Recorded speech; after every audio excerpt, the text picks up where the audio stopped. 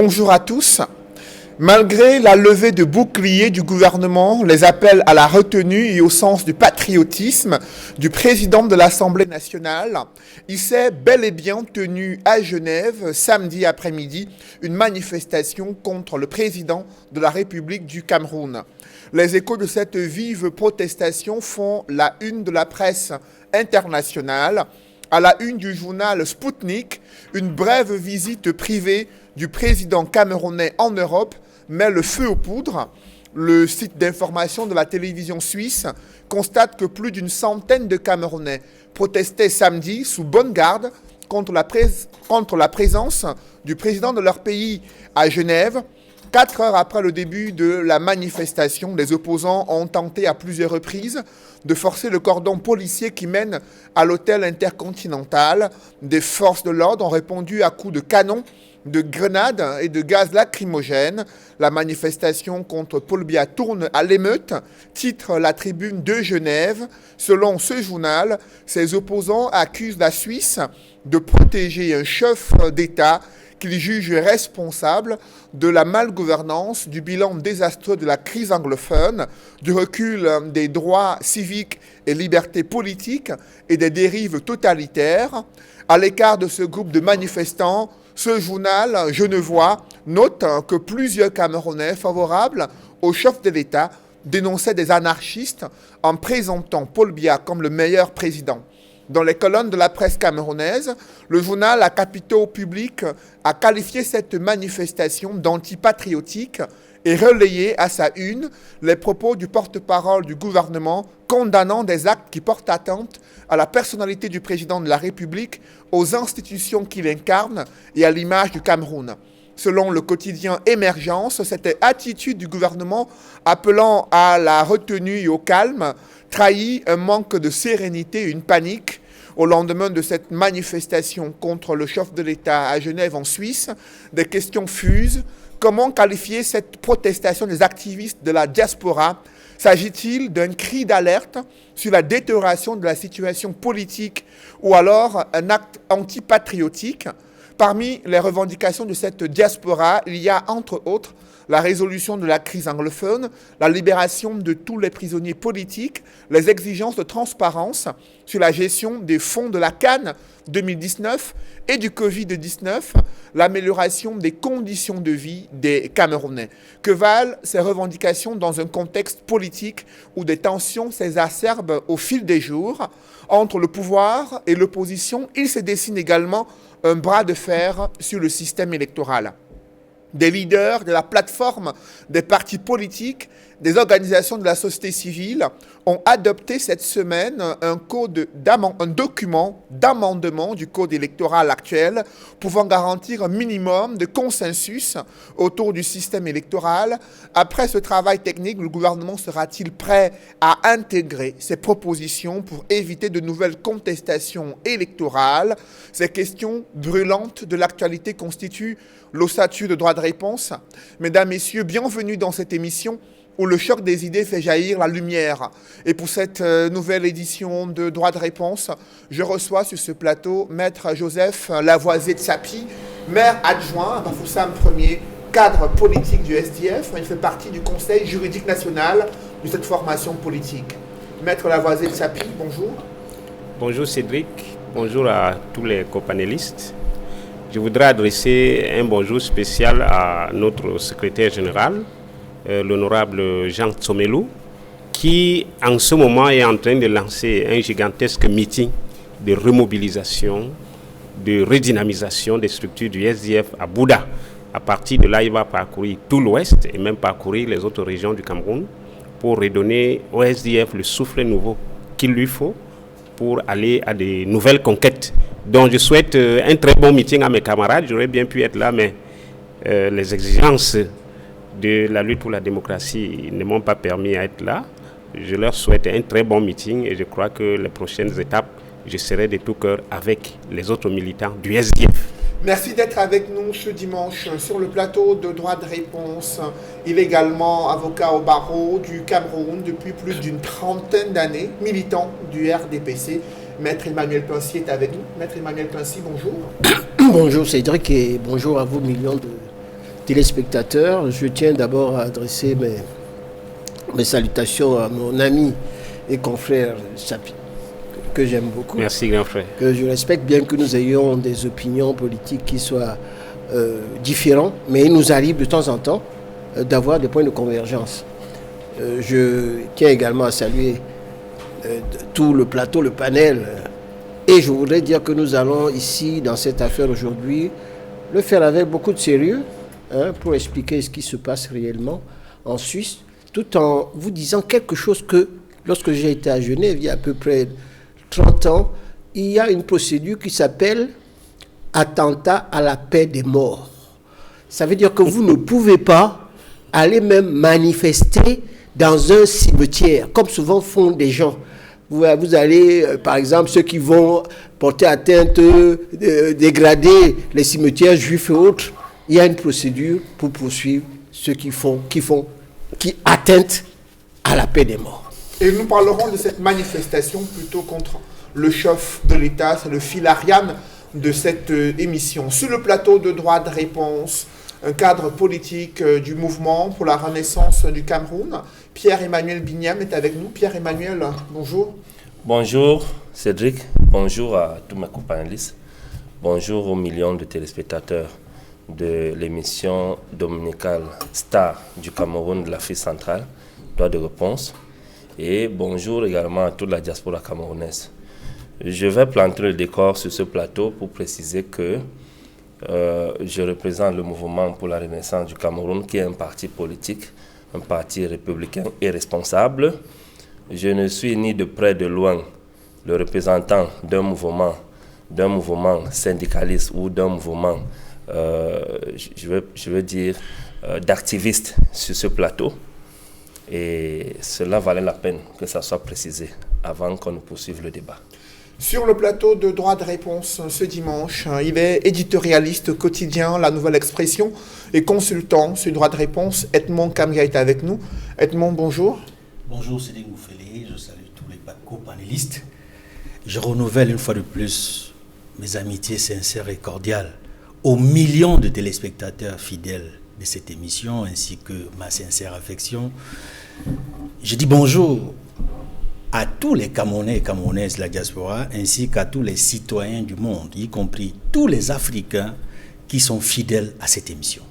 D'entrée de jeu, avec vous, Maître Joseph Lavoisier de Sapi, sur cette manifestation contre le chef de l'État au sein du gouvernement, ça a été un échec, car il y a eu une faible mobilisation, un cordon de sécurité s'est formé autour de l'hôtel Intercontinental, il y a eu cette interdiction arrivée pratiquement à la dernière minute, mais dans l'autre camp, c'est une réussite au regard de l'écho qui est fait dans la presse internationale et la presse suisse.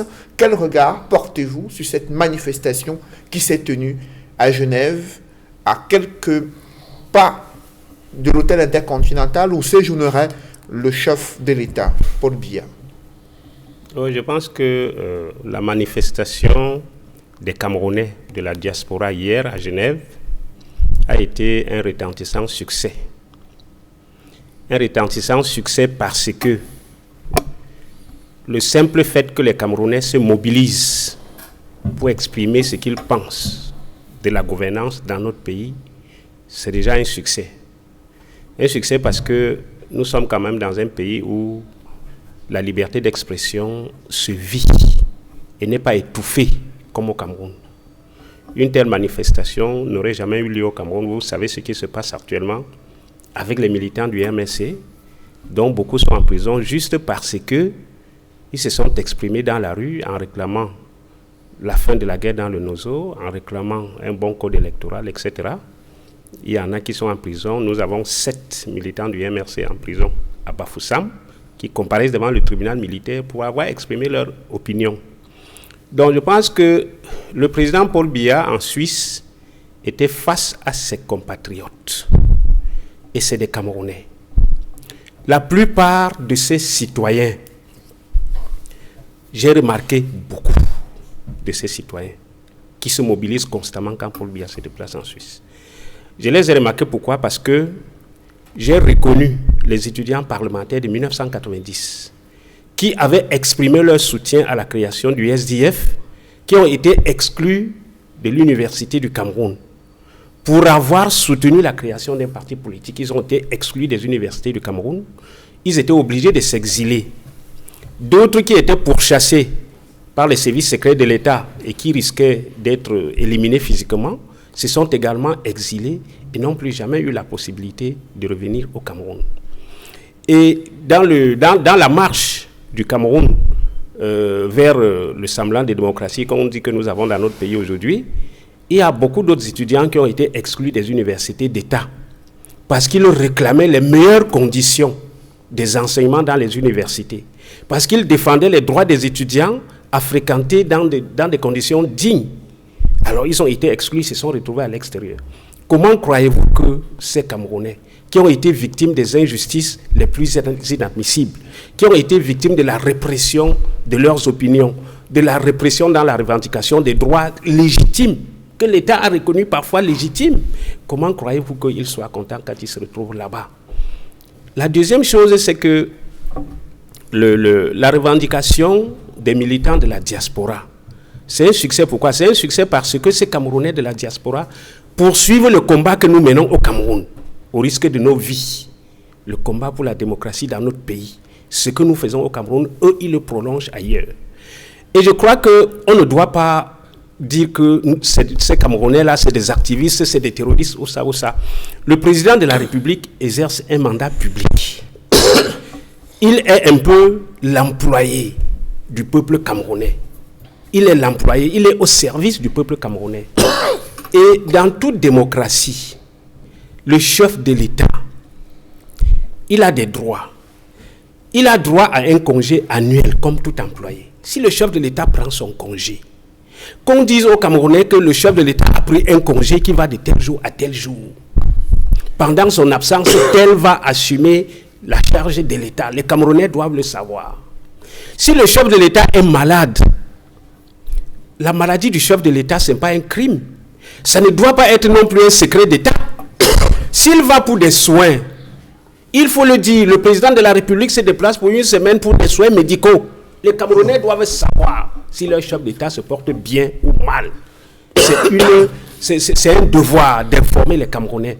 Et vous savez que, particulièrement, le régime du renouveau adore faire de la santé du chef de l'État un secret d'État. Et vous avez vu que le feu journaliste Pujol Diawé avait été emprisonné pour s'être questionné si le chef de l'État a eu une attaque cardiaque ou pas lors des matchs de football. Il a fait 9 mois à la prison de Nubel.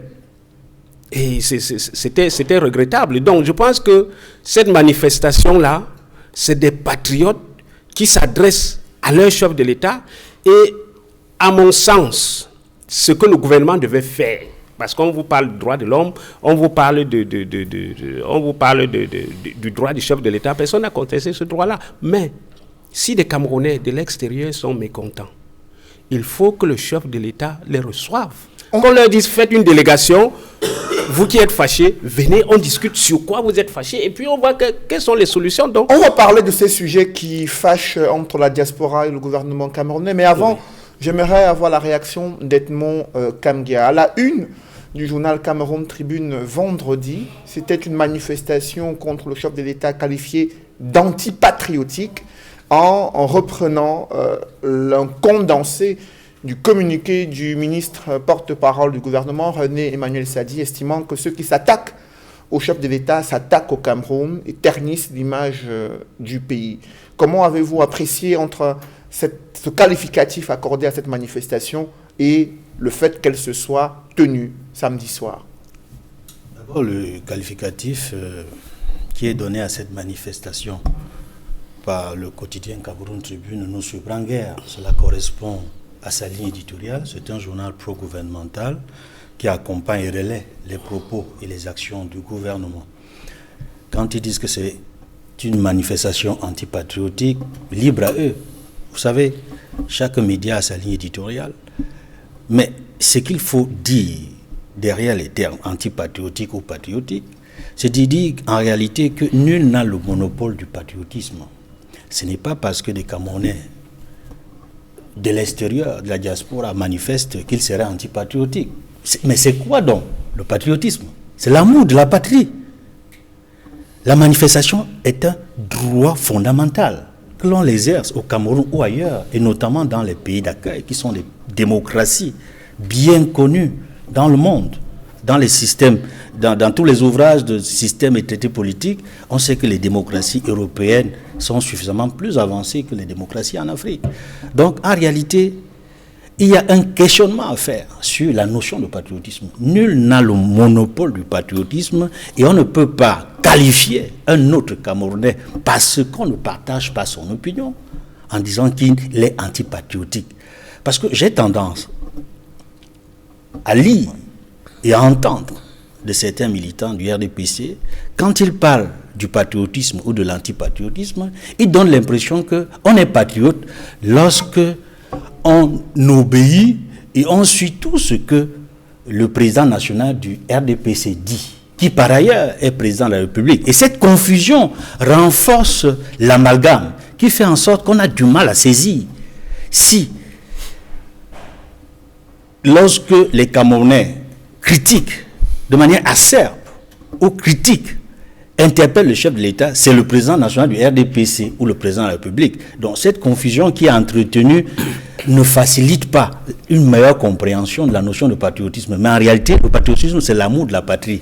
Et chacun est libre d'exprimer ses idées. Et Paul Biya lui-même l'avait dit en 1983 qu'on n'a pas besoin d'aller au maquis pour exprimer ses idées. Maintenant, pour la manifestation, la nouvelle manifestation qui s'est déroulée samedi à Genève, c'est au moins la troisième du genre. Mais cette fois-ci, la mobilisation a eu un écho retentissant. Parce que, il faut le dire, la presse internationale, et vous l'avez dit dans votre propos liminaire, en citant les médias, presse écrite comme médias audiovisuels, qui ont assisté en direct et relayé l'information sur cette mobilisation, cet événement de Genève, montre qu'il y a eu véritablement un coup médiatique de la part des Camerounais et Camerounaises de la diaspora qui se sont mobilisés pour dire non à un certain nombre de choses au Cameroun, pour décrier les dérives politiques et antidémocratiques, des dérives qui font en sorte que le Cameroun ne soit plus considéré à l'intérieur comme à l'extérieur comme un état de droit. Parce qu'il faut remettre sur la table les thématiques qui ont été mises en avant par ceux qui se sont mobilisés à Genève. Qu'est-ce qu'ils critiquent? Ils demandent la libération de tous les prisonniers politiques. Ils sont au moins 155 dans nos prisons, dans la plupart de nos villes. Douala, Yaoundé, Bafoussam, ils sont dans d'autres villes du pays. Ils demandent également la réforme du système électoral.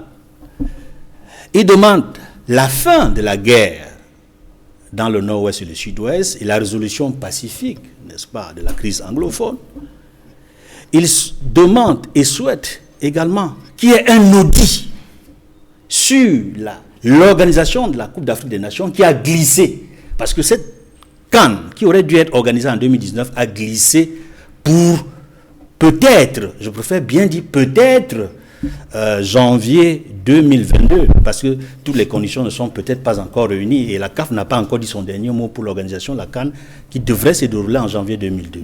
Donc pour toutes ces raisons-là, on voit bien que les Camerounais, nos frères et sœurs de l'extérieur, se sont dit, nous ne pouvons pas rester silencieux et indifférents lorsqu'au Cameroun, il y a des dérives et lorsque les Camerounais à l'intérieur du pays manifestent, ils sont systématiquement arrêtés, jetés dans les prisons, jugés non seulement dans les tribunaux de droit commun, mais également, ils se retrouvent devant les tribunaux militaires.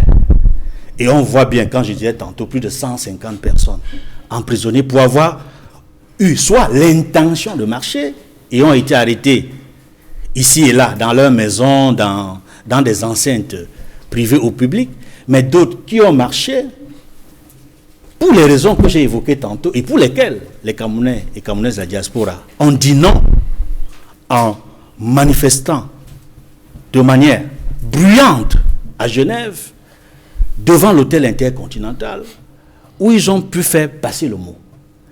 Et je voudrais également ajouter que cette mobilisation n'aurait peut-être jamais eu lieu Si au Cameroun, le gouvernement, l'ensemble des ministres, notamment ceux qui gèrent les libertés publiques et individuelles, laissaient la possibilité aux formations politiques non seulement de manifester conformément aux lois, aux règlements et à la Constitution, et en vertu de tous les conventions et traités que nous avons signés, notamment le pacte international relatif aux droits civils et politiques, qui renforce le caractère inébranlable de la liberté de manifester. On ne devrait pas arrêter quelqu'un parce qu'il a manifesté, parce qu'il suffit de déclarer.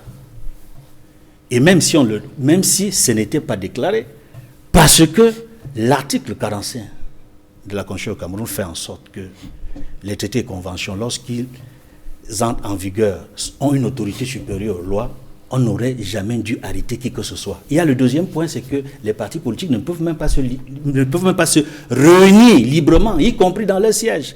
Donc, c'est tous ces obstacles-là qui sont faits, non seulement par des formations politiques, mais également à la société civile, qui ne peut pas manifester librement également, parce qu'ils ont les mêmes problèmes que les formations politiques. Je parle des associations de la société civile qui ne peuvent pas manifester librement, qui ne peuvent pas se réunir librement, qui sont victimes de cet ostracisme. Il n'y a que le RDPC, je dis bien le parti au pouvoir, lui seul a la possibilité de manifester librement, lui seul a la possibilité de se réunir librement, et ce n'est pas de nature à rassurer sur ce que le gouvernement clame à l'extérieur comme étant un pays qui connaît la démocratie apaisée. Après vous, Edmond Kamgia, j'aimerais avoir la réaction de Pierre-Emmanuel Bignam. Il y a eu cette attitude du secrétaire national à la communication du comité central du RDPC qui qualifie ces Camerounais de la diaspora d'agitateurs qui ont opté pour le sentier de la rue, de la haine et des colibets, des invectives, avec pour objectif de jeter l'opprobre sur le chef de l'État qui a pourtant apporté le changement au Cameroun et qui s'engage toujours à améliorer les conditions de vie des Camerounais. Qu'est-ce que vous en pensez? Le secrétaire général à la communication du comité central du RDPC est dans son rôle. C'est normal qu'il ait cette position-là parce qu'il doit défendre l'image de son parti, l'image du président national de son parti. Comme Edmond disait tout à l'heure, ils ont travesti la vérité, de sorte qu'ils ont défini le patriotisme pour quiconque n'est pas de leur camp, n'est pas patriote, il est antipatriote, et tous ceux qui sont de leur camp et qui soutiennent les actions du président national du RDPC et du président de la République Paul Biya est patriote. Et ce n'est pas quelque chose qui a commencé aujourd'hui, il faut que les Camerounais qui nous suivent le sachent. Actuellement à Cuba, la diaspora cubaine est en train de manifester aux États-Unis d'Amérique, sur le sol américain. Et au sein de cette même diaspora, il y a deux tendances. Il y a une tendance pro-gouvernementale et il y a une tendance qui dénonce la souffrance que le régime de Cuba a imposée aux Cubains. Donc, on ne peut pas avoir tout le monde aligné pour apprécier une action qui est menée par les Camerounais de la diaspora. Le mouvement pour la renaissance du Cameroun a suivi, comme toutes les formations politiques et comme tous les Camerounais de l'intérieur et de l'extérieur, ce qui s'est passé à Genève hier.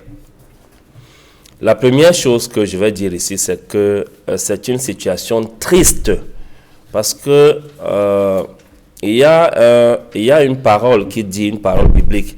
L'apôtre Paul dit, soyez mes imitateurs, comme moi-même je suis imitateur de Christ. Moi, je suis imitateur de mon président national, président élu Maurice Kamto, qui est un homme de paix et qui, toujours dans ses discours, a eu l'habitude de dire que si le président Paul Biya échouait à une élection présidentielle, comme c'était le cas de celle de 2018, qu'il allait lui assurer une sécurité et une retraite paisible. Donc c'est un monsieur qui est un homme de paix.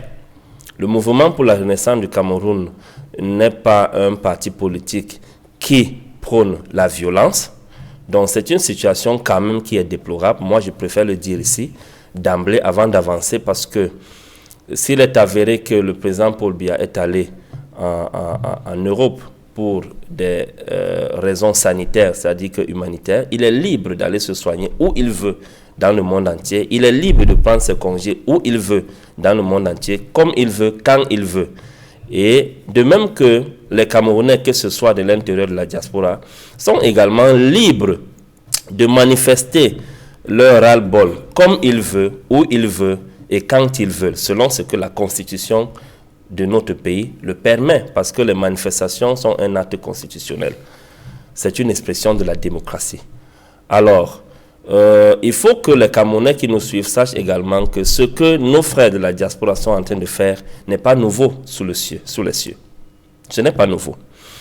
Dans l'histoire de la décolonisation en Afrique, on a connu des associations comme la Fédération des étudiants d'Afrique noire en France, qui a été créée en 1951 et qui a été dissoute par un gouvernement français en 1980. Cette fédération ou cette association d'étudiants étaient des gens qui ont lutté pour la décolonisation de l'Afrique et pour l'indépendance. Et même la période post-indépendance, ils ont lutté contre le néocolonialisme. Et c'est dans cette mouvance que des écrivains ou des étudiants, des intellectuels comme Mongo Betty, camerounais, ont fait des publications pour décrier et dénoncer la malgouvernance qui suivait la période après l'indépendance en Afrique et particulièrement au Cameroun. C'est pour cela qu'il a écrit l'un de ses ouvrages, La main basse sur le Cameroun, qui a été publié en 1972 et qui a été censuré par le gouvernement français sous la pression du gouvernement camerounais à l'époque. Donc, les Camerounais de la diaspora, les Africains de la diaspora ont toujours eu à s'intéresser, que ce soit directement par des associations ou des mouvements syndicalistes ou des mouvements d'activistes ou même des partis politiques, ils ont toujours eu à contribuer à la vie politique de leur pays en dénonçant la malgouvernance, en dénonçant les privations de libertés individuelles et collectives, en dénonçant la misère qui sévissait dans leurs États, que ce soit au Cameroun, en Afrique centrale, en Afrique de l'Ouest et même en Afrique du Nord. Nous connaissons tous le rôle que la diaspora algérienne a joué dans la guerre d'Algérie. Et nous connaissons tous également le rôle que la diaspora algérienne a joué dans le régime de Bouteflika. Ils ont fait des manifestations gigantesques, non seulement à Paris, mais dans toute la France et en Europe. Nous savons le rôle que la diaspora sud-africaine a joué contre l'apartheid. On a vu des éminents écrivains, des intellectuels comme André Brink, qui avait, pendant son séjour en France, il a fait des publications, en l'occurrence Une saison blanche et sèche, qui dénonçaient les mauvaises pratiques de l'apartheid en Afrique du Sud. Donc, les Camerounais de la diaspora sont dans le même sillage de dénoncer les maux qui minent leur pays aujourd'hui. Et on ne peut pas les empêcher de le faire. En même temps qu'eux-mêmes ne peuvent pas empêcher le président de la République, Paul Biya, de se déplacer partout où il veut, parce que c'est le chef de l'État. Maintenant, je reviens sur une situation qui peut justifier la réaction de nos frères de l'autre côté. Tant que la malgouvernance continue à ramper au Cameroun, tant que la misère continue à miner les familles au Cameroun, tant que le régime en place continue de priver les Camerounais de libertés individuelles et collectives, tant que la justice sociale continue à être mise à part dans la société, mal gérée, les Camerounais vont manifester. Ceux de l'intérieur ont envie de manifester. Nous déposons souvent les déclarations de manifestation publique parce que nous sommes dans un régime déclaratif. Mais Dieu seul sait que 80%, plus de 80% des demandes de déclaration de manifestation publique des partis d'opposition au Cameroun sont rejetées systématiquement. Et face à une telle situation, ça peut s'expliquer, la réaction de la diaspora actuellement, parce que les jeunes qui sont ici et qui sont des jeunes militants des partis politiques d'opposition, dont on interdit tout le temps de manifester, lorsqu'ils traversent le désert à pied, ils arrivent au Maroc, ils se battent, ils réussissent à entrer. Le seul réflexe qu'ils ont lorsqu'ils se retrouvent dans les pays de liberté où les libertés individuelles et collectives sont protégées et promues, qu'est-ce qu'ils ont à faire? Ils rejoignent les mouvements d'activistes qui sont libres de manifester sous d'autres cieux. et puis immédiatement, ils se retrouvent en train de manifester quelque chose qu'ils n'ont jamais eu la possibilité de faire dans leur pays. Donc je pense que les Camerounais de la diaspora qui sont en train de faire ce que nous avons vu hier à Genève ont le droit de le faire, ils sont libres de le faire. Et le président Paul Biya, qui est actuellement à Genève aussi, est libre de se déplacer et d'aller où il veut. Une manifestation, Maître Emmanuel Pincy, qui a sémé la panique au sein du gouvernement. On a vu une série de communiqués, d'interpellations, d'appels à la retenue, au calme, à plus de patriotisme de la diaspora. Pour la presse camerounaise, cela trahit une panique au sein du gouvernement à la suite d'une manifestation de plusieurs Camerounais de la diaspora critiquant la gouvernance du Cameroun. Quel regard portez-vous sur ce mouvement qui a eu lieu à Genève? C'est délicatement de répondre.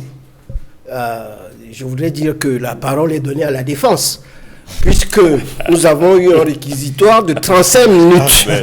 35 minutes que j'ai noté sur un réquisitoire de 2 partis d'opposition et de Edmond qui est connu comme l'éditorialiste qui a des pics toujours contre le gouvernement. Donc sur ces 35 minutes, j'espère que je ne vais pas passer 35 minutes à répliquer point par point, sinon vous n'aurez pas d'émission. Donc j'essaierai d'être court et concis et commencer déjà à vous dire la vérité sur ce qui s'est passé à Genève. Les manifestants camerounais avaient prévu qu'ils seraient 5000. Ils ont été une centaine. Ça veut dire que ça a été un échec total. Deuxièmement, et c'est ce que vous n'avez pas dit, cette manifestation a été interdite par le gouvernement suisse à la requête du ministre directeur de cabinet civil qui a saisi les autorités gouvernementales suisses qui ont interdit cette réunion, cette manifestation. Donc il y a eu interdiction de l'administration. Mais est-ce que les Camerounais ou leurs amis, parce que dans cette affaire-là où vous avez quelques pelés et 3 tondus, vous avez des gens qui ne sont même pas Camerounais. Le Calibri, Calabro, je ne sais pas comment il s'appelle, ce n'est pas un Camerounais. Donc ces personnes-là ont commencé à braver la police. Parce que je vais vous raconter une histoire sur ce qui se passe en Suisse, parce qu'on ne connaît pas la Suisse. En Suisse, il n'y a quasiment pas de manifestation. Moi, j'ai mon frère qui était un médecin, chef de clinique adjoint à la maternité à Genève, et je vais en Suisse depuis les années 70. Donc, je connais très bien la Suisse. Il n'y a quasiment pas de manifestation. Un jour, je me souviens, j'étais à Genève, il y avait, je crois, dans toute la ville, il y avait 10 chômeurs. Donc il y avait quelques pancartes de 10 personnes qui marchaient et ça a attiré la foule parce qu'on n'avait jamais vu ça. Les grands-mères sortaient, mais il y a 10 personnes qui défilent, qu'est-ce qui se passe? Donc vous imaginez que 100 Camerounais qui arrivent face à la police, à la gendarmerie, aux forces de l'ordre, qui balancent aux forces suisses des eaux pourries, tout ce qu'ils avaient sous la main, c'est-à-dire une attitude même sauvageonne de ces personnes-là. Pourquoi faire? On vous dit, monsieur, on vous interdit cette manifestation parce qu'on connaît vos débordements. Effectivement, les manifestations qui ont souvent lieu au Cameroun ont des débordements. On a vu des débordements lorsque une manifestation a eu lieu. D'ailleurs, déjà, celle je crois que c'était février 2008. On a vu des gens qui ont saccagé les magasins. Je me souviens, j'avais un client qui avait un magasin d'ordinateurs. On a tout volé. Donc, c'est-à-dire les scènes que vous trouvez, comme en Afrique du Sud, les gens en train de tout piller, c'est ça qui est dangereux, c'est-à-dire ce sont les débordements qu'on interdit, parce que vous n'avez pas comme, je dis en Occident, vous n'avez pas un service d'ordre qui contrôle les manifestants et que ça porte atteinte à ceux qui veulent faire des affaires et réussir. Donc, il y a une protection par le gouvernement des commerçants et de ceux qui veulent faire des affaires. C'est pour ça que ces manifestations-là peuvent être autorisées. Mais à partir du moment où le jour où l'opposition aura un service d'ordre pour contrôler et manifester dans le calme, peut-être qu'à ce moment-là, il y aura une réaction qui va changer. La deuxième chose que je voudrais dire, parce que je l'ai rappelé, les débordements ont eu lieu. C'est pour ça qu'on a parlé en Suisse. La Suisse est un pays calme. Je peux vous dire, à Genève, vous pouvez marcher toute la nuit, vous ne pouvez même pas trouver quelqu'un. Et je vais raconter une anecdote à Genève pour savoir comment c'est un pays qui est tellement strict. Lorsque vous garez votre voiture, lorsque vous mettez votre pièce, vous ne pouvez mettre la pièce que pendant 2 heures. Et au bout de 2 heures, la police passe. Vous devez déplacer votre voiture. Votre voiture ne doit pas être au même endroit. Sinon, on vous met une contravention. Ce n'est pas comme en France où vous pouvez mettre la pièce, rester toute une journée. Donc ça veut dire que c'est un pays où on surveille les bandits, les voyous et ceux qui font les débordements. Et l'image que les Camerounais ou ceux qui étaient avec eux ont donné est une triste image de quelques sauvageons. Parce que ce n'est pas ça, la manifestation. Pourquoi faire? Alors, vous voulez atteindre, parce qu'ils avaient dit qu'ils vont aller chasser le président de la République. C'est ce qu'ils avaient d'abord dit. Bon, ils l'ont chassé, ils ne l'ont pas chassé. Est-ce que le président les a vus? Il ne les a pas vus. Il était dans sa suite à l'hôtel Intercontinental, évacué à ses occupations. Alors tout à l'heure, on est dans les spéculations, il est malade, on ne sait pas très bien, hein, c'est ça qui dérange, on ne sait pas très bien. Le président est un homme libre et il va en Suisse comme les autres vont ailleurs. Moi, quand je vais en France ou ailleurs, je ne demande pas, je ne vais pas faire de la publicité que je vais aller voir telle ou telle personne. Il est libre comme tout Camerounais d'aller où il veut. Donc, ce qu'il y a, et je voudrais le dire aux Camerounais, les Camerounais veulent manifester, monsieur. Pourquoi? Parce que vous avez sorti tout à l'heure un certain nombre de choses. La première chose, il faut changer le code électoral. Ah! Que nenni! Vous allez changer le code électoral en manifestant? Le code électoral est une loi. Si vous voulez changer une loi, c'est à l'Assemblée nationale que ça se change. Et si vous devez aller à l'Assemblée nationale, il faudrait que vous ayez une majorité qualifié, c'est-à-dire que les électeurs camerounais, que les Camerounais vous élisent. Et c'est lorsque vous avez le maximum d'élus, la majorité absolue, que vous allez changer la loi. Ce n'est pas en marchant dans la rue, en vociférant, en balançant des bouteilles, les œufs pourris en Suisse, qu'on va changer la loi à l'intérieur du Cameroun. C'est une manifestation absolument, je dis, inutile. Mais pourtant, elle a fait réagir le gouvernement, l'Assemblée nationale, le gouvernement doit réagir. Le RDPC. Si elle était aussi inutile, pourquoi il y a eu autant de réactions avant la manifestation? Mais c'est une image triste que l'on donne aux Camerounais. Vous savez, les Camerounais, à l'extérieur, ce sont des personnes qui, dans le temps, étaient respectées. Or, actuellement, vous avez une lumpen prolétariat de personnes qui arrivent en France qui sont des voleurs, des bandits, des gardiens de nuit, qui savent rien faire, qui passent leur temps à violer les filles, à faire n'importe quoi. Mais non, c'est eux qui défilent. La plupart des personnes qui sont là n'ont même pas de travail. Vous ne pouvez pas concevoir que quelqu'un comme mon ami Tchapi, ou bien même Bignam, qui travaille, qui a un travail, qui quitte là où il se trouve, pour prendre, d'abord, je ne sais pas s'il peut prendre le TGV, c'est 150 €. Alors, ils n'ont pas d'argent. Ils vont essayer de faire des stocks. Et il prend l'avion. Il va prendre l'avion. Il n'a pas d'argent pour payer. Ce sont des gens qui n'ont rien, qui m'ont dit, il faut d'abord qu'ils vivent. Ils sont peut-être 6-7 dans une chambre de bonne, au 9e étage. C'est vrai qu'ils peuvent manifester parce qu'ils sont dans une situation difficile. Mais ceux, les Camerounais qui vont à l'extérieur pour avoir une meilleure vie, qui se battent pour travailler, vous ne les verrez pas. C'est pour ça qu'il n'y avait qu'une centaine de personnes. Donc, il faut relativiser le nombre, le succès de cette action. Je vous ai dit que l'impact que cela a eu, c'est parce qu'en Suisse, il n'y a pas de manifestation. 10 personnes font la une des journaux. Je vous assure, à Genève, qui défilent. 100 personnes qui envoient des œufs pourris, qui bagarrent contre la police, etc. C'est quelque chose qui est jamais vu. Et je vous dis que pour l'image des Camerounais, c'est une mauvaise image. Donc ce n'est pas bon pour tous ceux qui veulent aller à l'étranger. Le gouvernement est obligé de réagir, parce qu'il s'agit quand même de l'image du pays.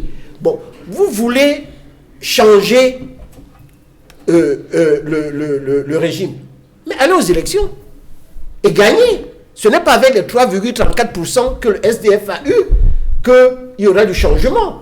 Ce n'est pas avec les 0 députés, 0 conseiller municipal, 0 sénateur, 0 conseiller régional que le MRC va dire qu'il est le plus grand parti politique, puisqu'il est même dépassé par le petit parti politique de Cabral Libye. Alors il faut être sérieux, il faut le relativiser. Ceux qui ont été intelligents, comme Cabral, il a demandé aux gens de s'inscrire sur la liste électorale. Et il en a tiré des fruits, puisqu'il est maintenant député. Donc il faut faire très attention. Nous sommes en démocratie. Et ce qui est très important, il faut le dire ici et le souligner avec force, vous ne pouvez pas faire ce que vous faites ici, bavarder ici, mon frère Chapi, mon ami. Si c'était du temps d'Aïdjo, on vous aurait piqué là et on vous allait vous envoyer à Tchoréré ou à Yoko. Et justement, en restant sur ce point, malgré l'interdiction qui a été formulée contre la manifestation à Genève, il y a eu les organisateurs qui ont introduit une requête auprès du tribunal administratif et samedi, la police a encadré la manifestation. Il n'y a eu aucune arrestation. Ils ont pu manifester dans les temps impartis lors de la première autorisation et ils sont rentrés chez eux. Comment appréciez-vous cette attitude des forces de l'ordre? Est-ce qu'au Cameroun, il pourrait y avoir une même attitude quand il y a des personnes qui désirent descendre dans la rue pour exprimer leur opinion politique? On est en Suisse. D'abord, la Suisse, c'est un pays où il y a très peu de prisonniers. Il n'y en a même pas, puisque... Non, je ne parle pas, il y a des prisonniers. Il n'existait pas de prison en Suisse. Non, moi je connais des gens qui sont allés en prison en Suisse pour un certain nombre de malversations. Donc ça existe, des gens qui peuvent aller en prison en Suisse. Il existe un code pénal en Suisse, je te le rappelle. Ce que je voudrais dire, c'est que la Suisse, c'est un comportement à part. Le même comportement aux États-Unis, ça fait les Floyd, ça fait des gens qu'on tue. Donc la Suisse a un comportement différent, parce que c'est un pays d'une neutralité et les gens sont très polis.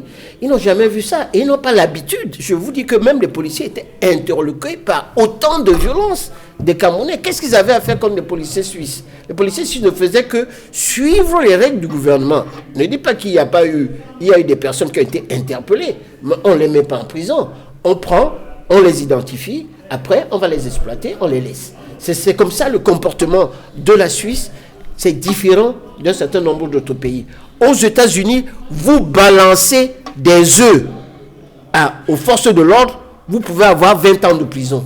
C'est différent. Chaque pays a une législation qui est différente. Et aux États-Unis, si vous commettez 3 infractions, même 3 petites infractions, c'est-à-dire aujourd'hui vous allez voler un œuf, on vous attrape. Le lendemain, vous ne payez pas un taxi, on vous attrape. L'autre jour, vous allez vous lancer les œufs aux policiers, vous pouvez être condamné à vie. Donc, il y a des différentes au niveau des législations. La législation suisse, qui est un pays neutre, est un pays qui est différent du nôtre. Nous avons un comportement où les Camerounais, si vous les laissez faire, et d'ailleurs, on a vu ce qui s'est passé. Il y a des gens, j'ai pris sur vos revendications. Vos revendications, là, ici, nous avons l'article, je crois que c'est 116 du code pénal, du code. C'est 116 qui interact sur les manifestations, qui pose des problèmes. Donc, il y a une loi. Nous avons des lois qui sont différentes. Chaque pays a des lois qui sont différentes. Donc, nous avons des lois qui sont différentes de la Suisse. Et c'est à partir de ce moment-là, et c'est par rapport à nos lois, parce que nous sommes un pays indépendant, que nous agissons. Donc, il est normal que le gouvernement se préoccupe et dise que ce sont des comportements, moi je le dis, ce n'est pas bien qu'on se lève le matin, qu'on aille insulter le président, qu'on aille ses enfants, qu'on aille crier. Et il faut voir même la tenue de ces personnes-là. Ce n'est pas des personnes qui sont, vous et moi, en costume, etc., qui bavardent, qui font des revendications sensées, qui peuvent exister. Ils sont nombreux. Vous avez des opposants camerounais qui font des revendications, qui font des colloques, qui s'expriment et qui disent c'est plus efficace et plus porteur que ceux qui sont dans la rue. Évidemment, vous aimez le buzz et que ce soit dans les journaux, moi pas. Je souhaite tout simplement que pour ces Camerounais-là, s'ils veulent construire le pays, qu'ils rentrent ici, qu'ils voient ce qui se passe sur place. Parce qu'il ne suffit pas de le dire. Parce que si vous pensez que le Cameroun n'est pas une démocratie, monsieur, vous n'avez pas bavardé. C'était ici, vous allez voir ici, avant 1982, tout ce qui bavarde ici. Il y a des jeunes, vous n'avez pas vu ça. Avant, vous prononcez même juste le nom d'Aïdjo, vous avez peur qu'on ne vous arrête le lendemain. Donc il y a une évolution qui est tout à fait sensible, il faut la saluer. Et je dois dire d'ailleurs que Equinox est une chaîne qui démontre qu'il y a la démocratie au Cameroun. Parce que vous êtes libre de dire ce que vous pensez et vous autorisez également aux partis au pouvoir et à l'opposition de pouvoir discuter. Mais de grâce, que de déséquilibre dans nos propos. Ce que je voudrais tout simplement, c'est que équilibrer, ne pensez pas que tout est mauvais au Cameroun et que tout est bon ailleurs. notre pays n'est pas aussi mauvais que ça. Sinon, vous n'aurez pas autant d'étrangers qui viennent investir et s'installer au Cameroun. Après vous, Maître Emmanuel Pincy, Maître Lavoisier de Sapi, vous êtes d'accord avec le représentant du RDPC, militant du RDPC qui défend le gouvernement. Le RDPC a qualifié de bouffonnerie. Le RDPC a qualifié de bouffonnerie cette attitude des manifestants de la diaspora camerounaise. C'était un véritable échec selon Maître Emmanuel Pincy. Qu'en pensez-vous, Maître Lavoisier de Sapi? Je crois que nous avons dit tout à l'heure que cette manifestation était un succès. Et si les capitales européennes et américaines ont pu se focaliser sur cette manifestation, ça veut dire qu'elle a atteint une certaine cible. Donc elle peut avoir été un succès. Deuxièmement, contrairement à ce que dit mon grand frère Maître Pincy, nous ne sommes pas en démocratie au Cameroun. Nous avons une démocratie tatillonne et balbutiante, un semblant de démocratie. Et quand les Camerounais de la diaspora manifestent, il y a des raisons, ils ont des fondements à ça. Prenez le cas de la double nationalité qu'ils revendiquent. Vous savez qu'au Cameroun, le code de la nationalité camerounaise, c'est un texte qui date de 1968. Il est vieux de 53 ans, n'a jamais été modifié. Ce code de la nationalité dit que, à l'article 31, un Camerounais qui prend la nationalité étrangère perd automatiquement sa nationalité camerounaise. Mais une femme qui est mariée à un étranger conserve sa nationalité camerounaise. Donc, l'homme peut perdre sa nationalité camerounaise parce qu'il a pris une nationalité étrangère, mais la femme qui prend une nationalité étrangère en se mariant à un étranger conserve sa nationalité camerounaise. Ça ne va pas. Parce que la constitution de notre pays proclame l'égalité entre l'homme et la femme, l'égalité de tous les citoyens. Ce code de la nationalité, au niveau de la perte de la nationalité, institue une discrimination entre l'homme et la femme.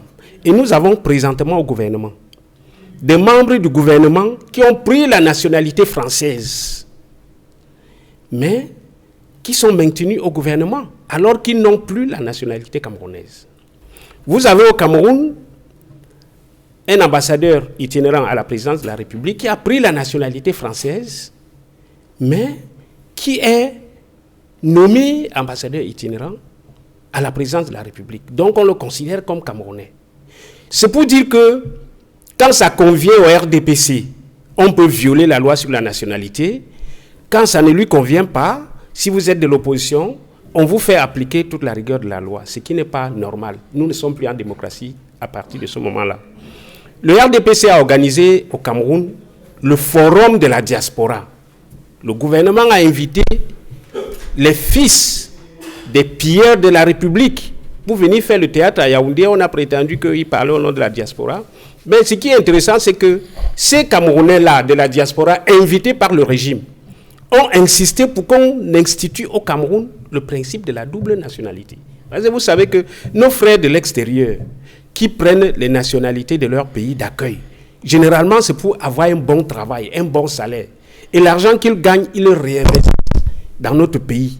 Ça fait que le fait d'accepter le principe de la double nationalité, ça ne veut pas forcément dire qu'on va faire envahir notre pays par des étrangers. Non, c'est des Camerounais avant tout. Donc, vous avez donc trompé les Camerounais de la diaspora en leur faisant croire qu'on allait accorder la double nationalité au Cameroun, aux Camerounais, ce qui n'est pas fondé.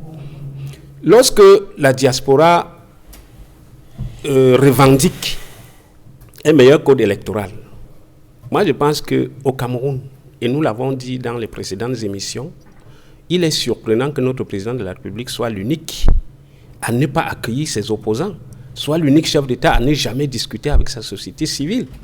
Le code électoral qui est en vigueur au Cameroun, tout le monde l'a dit, c'est un code électoral unique. C'est un code électoral qui ne favorise pas la transparence électorale. C'est un code qui est institué, qui est taillé sur mesure pour faire que le RDPC, dans des conditions de fraude qu'on connaît, peut rafler tous les sièges à l'Assemblée nationale ou dans les mairies sans que personne n'ait rien à redire. Et vous savez que c'est doublé par le fait que la magistrature n'est pas indépendante. Nos juges, dans des procès sensibles comme des procès électoraux, des procès politiques, ne donneront jamais raison à un citoyen contre le RDPC. Les magistrats ne sont pas indépendants. Les gens ont peur de leur carrière. Alors, le code électoral est unique. Pourquoi est-ce que le pouvoir refuse de s'asseoir sur la table de discussion avec l'opposition et la société civile pour revoir ce code électoral? Si, tant que vous estimez qu'il n'y a rien à changer, il faut convaincre l'opposition. Alors, cette attitude amène les gens à se révolter. Si la voie de la négociation n'est pas ouverte, qu'est-ce qui reste au peuple camerounais? C'est la voie de la violence. Et les Camerounais de l'extérieur, vous dites qu'ils sont violents, ils ne sont pas violents. Ils revendiquent un droit. Parce que si les gars projettent une manifestation et trouvent en face des gens prêts à dialoguer, ils ne vont pas marcher. Ils vont accepter le dialogue. Mais quand c'est fermé, comme au Cameroun, quand il n'y a pas de possibilité de dialogue, quand il n'y a que la force publique qui est là pour réprimer, à quoi est-ce qu'on va s'attendre? On va s'attendre logiquement à ce qu'il y ait des débordements. Et lorsque vous parlez de la guerre dans le Nozo, abondamment nous l'avons démontré ici, le SDF l'a toujours dit, la guerre dans le Nozo, c'est une guerre inutile. Nos soldats se font tuer inutilement. Les populations civiles du nord-ouest et du sud-ouest sont massacrées pour rien. Qu'est-ce qui coûte au chef de l'État d'ouvrir un dialogue pour mettre fin à cette crise-là?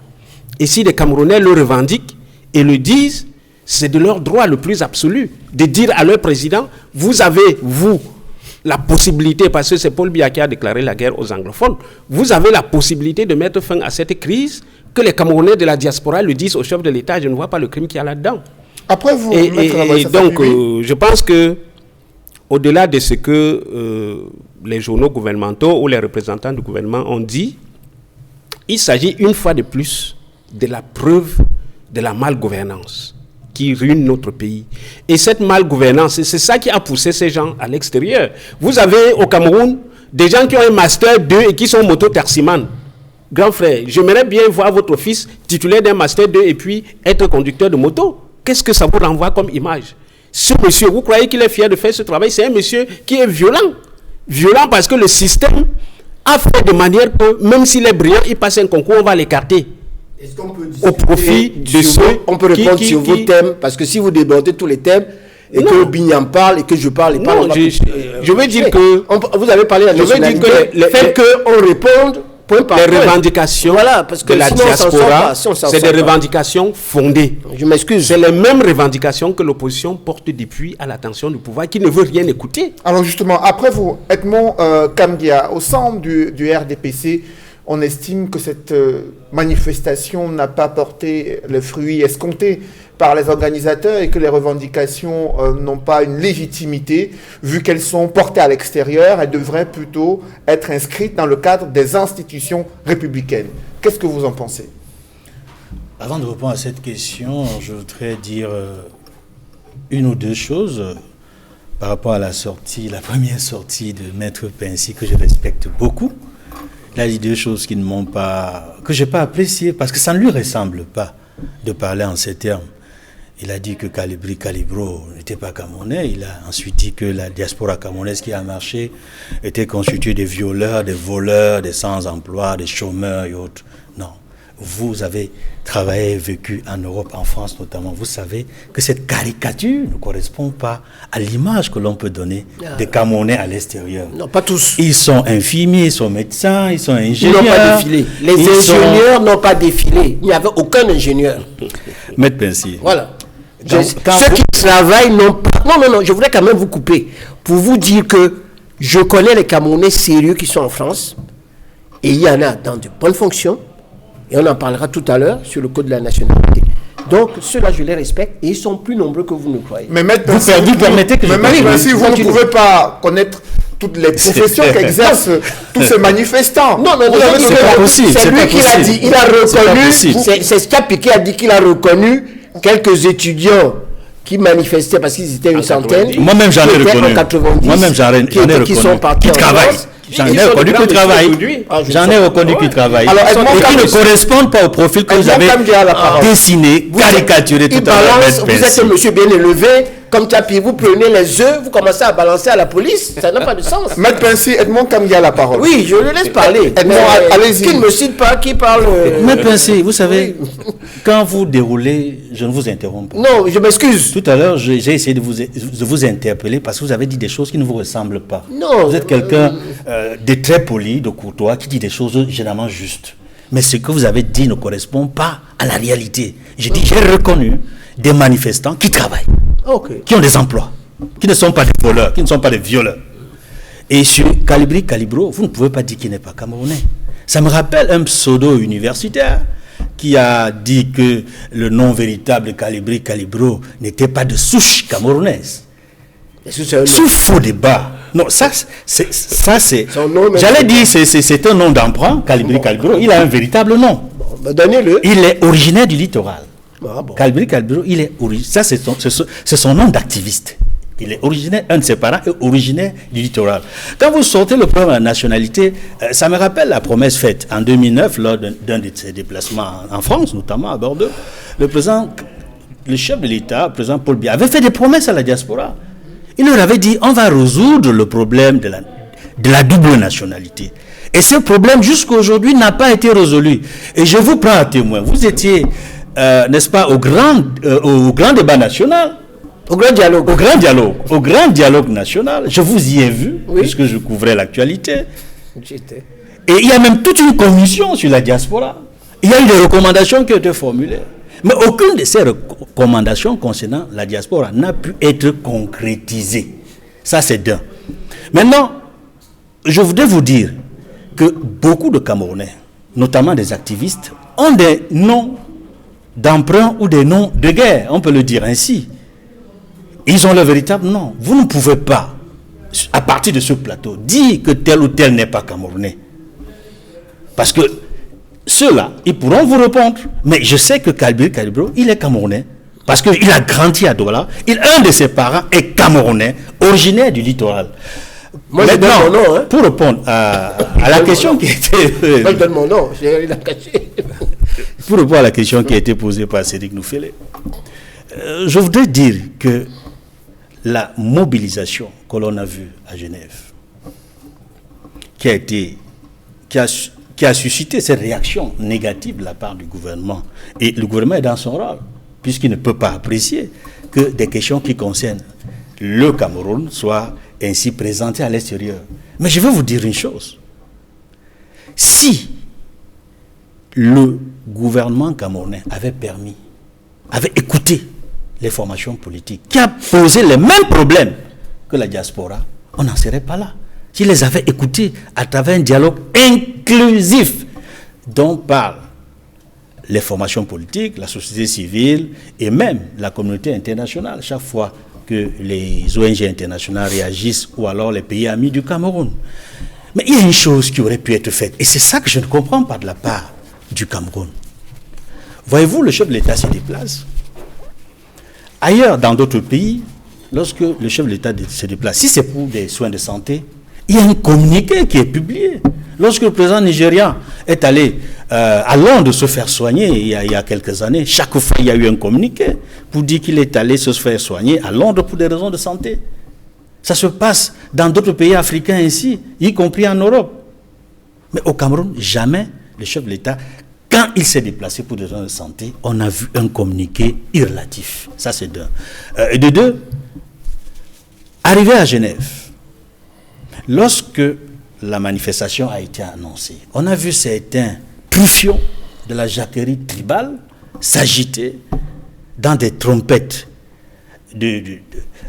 c'est-à-dire s'agiter et commencer à dire à travers des trompettes, je dis bien des trompettes parce qu'il s'agit sur les réseaux sociaux, dans les médias écrits ou dans certains médias concurrents que je ne fais pas citer, ils agitent la haine sans que le gouvernement ne s'en émeuve. Or, la stigmatisation d'une communauté qui ne répond pas aux préoccupations exprimées par la diaspora ne résout pas le problème. Et c'est pour cela que tout à l'heure, je m'offusquais, n'est-ce pas, de la remarque au faciès. Je le dis, quand Maître Pensy parlait Calibro, qui n'est pas camerounais, mais qui est camerounais, qui ne l'est pas, c'est pas lui qui doit attribuer ou ne pas attribuer la nationalité à un camerounais. Parce que chaque fois qu'il y a des remarques qui vont dans le sens de dire que tel n'est pas camerounais, ou n'est pas nationalité camerounaise, ou tel est de telle ethnie ou d'une autre. On a vu des gens dire que c'est la meute tribale qui s'agite à Genève. Or, aussi bien dans la configuration du leadership de la diaspora qui a manifesté à Genève, on voit bien qu'ils sont originaires de toutes les régions du Cameroun. Dans le leadership, comme parmi les centaines et milliers de personnes qu'on a vues à divers endroits à Genève. Je dis bien à divers endroits, il n'était pas seulement, Maître Pensy, il n'était pas seulement devant l'hôtel intercontinental. On les a vus devant le Palais des Nations. On les a vus dans des rues à Genève. Ils étaient très nombreux. Et c'est pour vous dire qu'il est important, chaque fois, que lorsqu'un problème est posé, il faut trouver les moyens de les résoudre et non pas agiter, n'est-ce pas, le spectre soit de la nationalité, soit de la haine, soit de la dérive tribale. Qu'est-ce qu'il coûtait, par exemple, au directeur du cabinet civil, à toute la délégation qui accompagne le président Paul Biya, de dire, mes chers compatriotes, vous qui manifestez en face, nous sommes prêts à vous écouter. Constituez une petite délégation de 2 ou 3 personnes, le chef de l'État va vous écouter. Qu'est-ce qu'il coûtait de faire ça, par exemple, de manière symbolique, à Genève, prenant à témoin la police qui était présente, les personnalités qui se trouvaient à l'hôtel intercontinental. Ils pouvaient trouver un cadre, que ce soit à l'intérieur comme à l'extérieur, où on verrait une délégation de ces compatriotes-là discuter avec le directeur du cabinet civil ou avec d'autres personnalités qui accompagnent le chef de l'État pour dire, donnez-moi votre mémorandum, on va vous écouter, on trouvera le moyen de créer un espace, un cadre qui permettrait de répondre de manière plus efficace. C'est ça, cet autisme du gouvernement, cette façon de ne pas écouter, à l'intérieur comme à l'extérieur, qui renforce les revendications, les manifestations et tous les actes que le gouvernement est en train de décrire aujourd'hui, malheureusement. Après vous, Edmond Kamgia, Pierre-Emmanuel Bignam, les revendications de la diaspora camerounaise ayant manifesté à Genève sont infondées selon le gouvernement. C'est au Cameroun qu'il faudrait discuter de ces préoccupations, de ces problèmes, et non à l'extérieur à travers des manifestations qui ternissent, selon le gouvernement, l'image du Cameroun et portent atteinte à la première personnalité de la République. Comment vous réagissez? Le gouvernement n'est pas celui qui doit définir la façon dont les Camerounais, que ce soit de l'intérieur de la diaspora, peuvent protester face à la malgouvernance, face à la crise anglophone qui est en train de décimer nos populations, nos propres populations. Le dernier rapport de Human Rights Watch fait état de plus de 3500 morts, que ce soit du côté de l'armée républicaine, que ce soit du côté des séparatistes ou que ce soit des dégâts collatéraux causés sur les civils.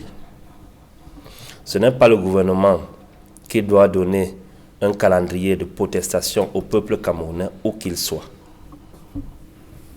Et ce n'est aucun gouvernement dans le monde entier qui doit donner un cahier de charges à tous les peuples du monde entier d'exercer leurs droits fondamentaux, c'est-à-dire le droit d'expression et le droit de se faire entendre. Les formes de protestation sont diverses. Le peuple choisit les formes qui les conviennent et qui permettent de faire passer le message, tout simplement. Et je pense que dans le cadre de ce qui s'est passé à Genève hier, une fois de plus, le message est passé. Le message est passé. Je crois que le président Paul Biya a compris. Il a entendu. Il a entendu. Et ce n'est pas la première fois que les Camerounais, la diaspora le font, ou les Camerounais le font tout court. Il se pose aujourd'hui un réel problème du manque d'ouverture du gouvernement camerounais face aux revendications de sa population. Mais le gouvernement lui répond qu'il y a un cadre institutionnel pour discuter de ces problèmes. Il cite l'Assemblée nationale, il cite les mairies ou les compétitions électorales qui permettraient à chaque Camerounais de pouvoir exprimer son opinion et d'engranger des suffrages lui permettant de mettre sur pied sa propre politique. Qu'est-ce que vous en pensez? À l'heure où nous parlons, la diaspora cubaine a multiplié des meetings gigantesques aux États-Unis d'Amérique pour décrier la famine qui est en train de tuer leurs compatriotes à Cuba. Ils ne sont pas passés par l'Assemblée nationale cubaine, qui est d'ailleurs un pays communiste et dictatorial. Ils ne sont pas passés par des couloirs institutionnels, ainsi de suite. C'est aux États-Unis, l'autre côté de la Californie, à 140 km de leur pays d'origine, qui sont en train de manifester, que nos frères sont en train de mourir de famine du fait de la Covid d'abord, puisque l'économie cubaine était à terre avant la Covid. La Covid est venue une fois de plus enterrer cette économie. Du fait des sanctions imposées par les États-Unis d'Amérique, les embargos sur l'économie cubaine. Ils ont été entendus. Les Cubains de la diaspora ont été entendus. La preuve, le président Joe Biden a promis faire un geste pour aider la population cubaine avec des denrées alimentaires et avec des meilleures conditions, voir dans quelle mesure les États-Unis d'Amérique allaient assouplir les embargos. On ne peut pas, le gouvernement camerounais ne peut pas définir un cadre par lequel le peuple doit passer pour s'exprimer. Encore que le peuple, la plupart du temps, n'a pas souvent été écouté. Une fois, je me souviens, il y a quelques années, le président Paul Biya est allé en France et il était question qu'il rencontre la diaspora camerounaise. Ce que la diaspora, nos sœurs, nos frères qui sont là-bas ont vécu, c'était lamentable. Parce que la délégation qui a été constituée pour rencontrer le président Paul Biya était 100% RDPC.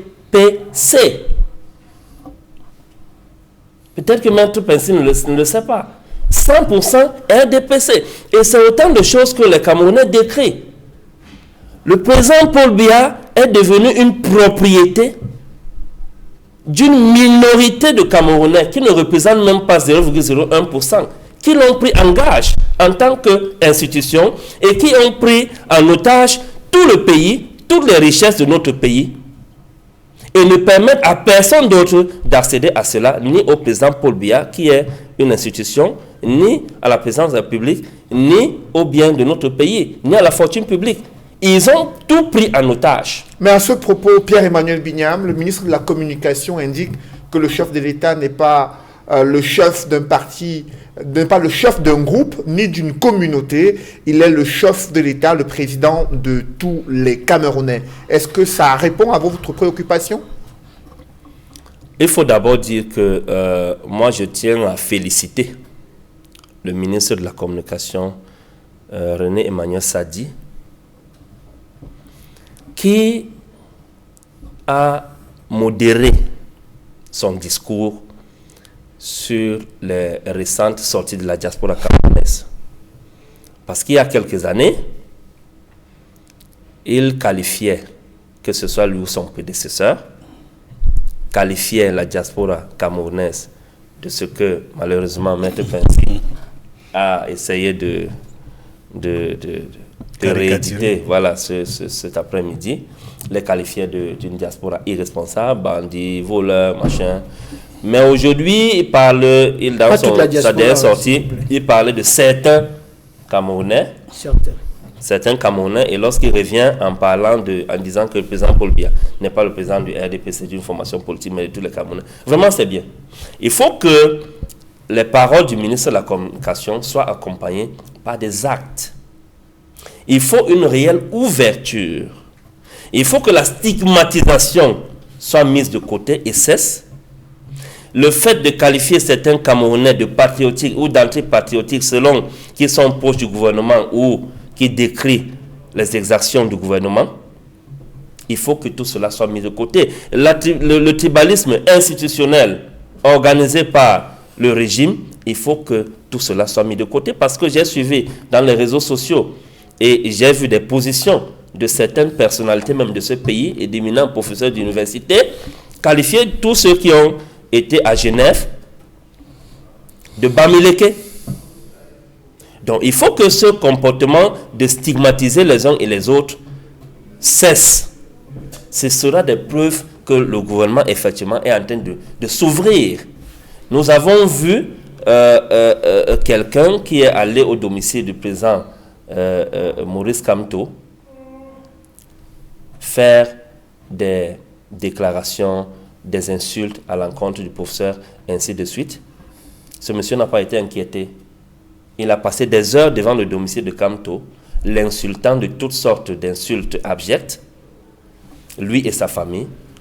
Il n'a pas été inquiété. Nous savons que généralement, la capacité de la police camerounaise, qui est basée à Yaoundé, des forces de défense, de maintien de l'ordre qui sont basées à Yaoundé, de se déployer au domicile du président élu Maurice Kamto, est extraordinaire. C'est-à-dire les gars ont une aptitude à se déployer à son domicile avant même qu'un événement ou quelque chose ne se soit produit.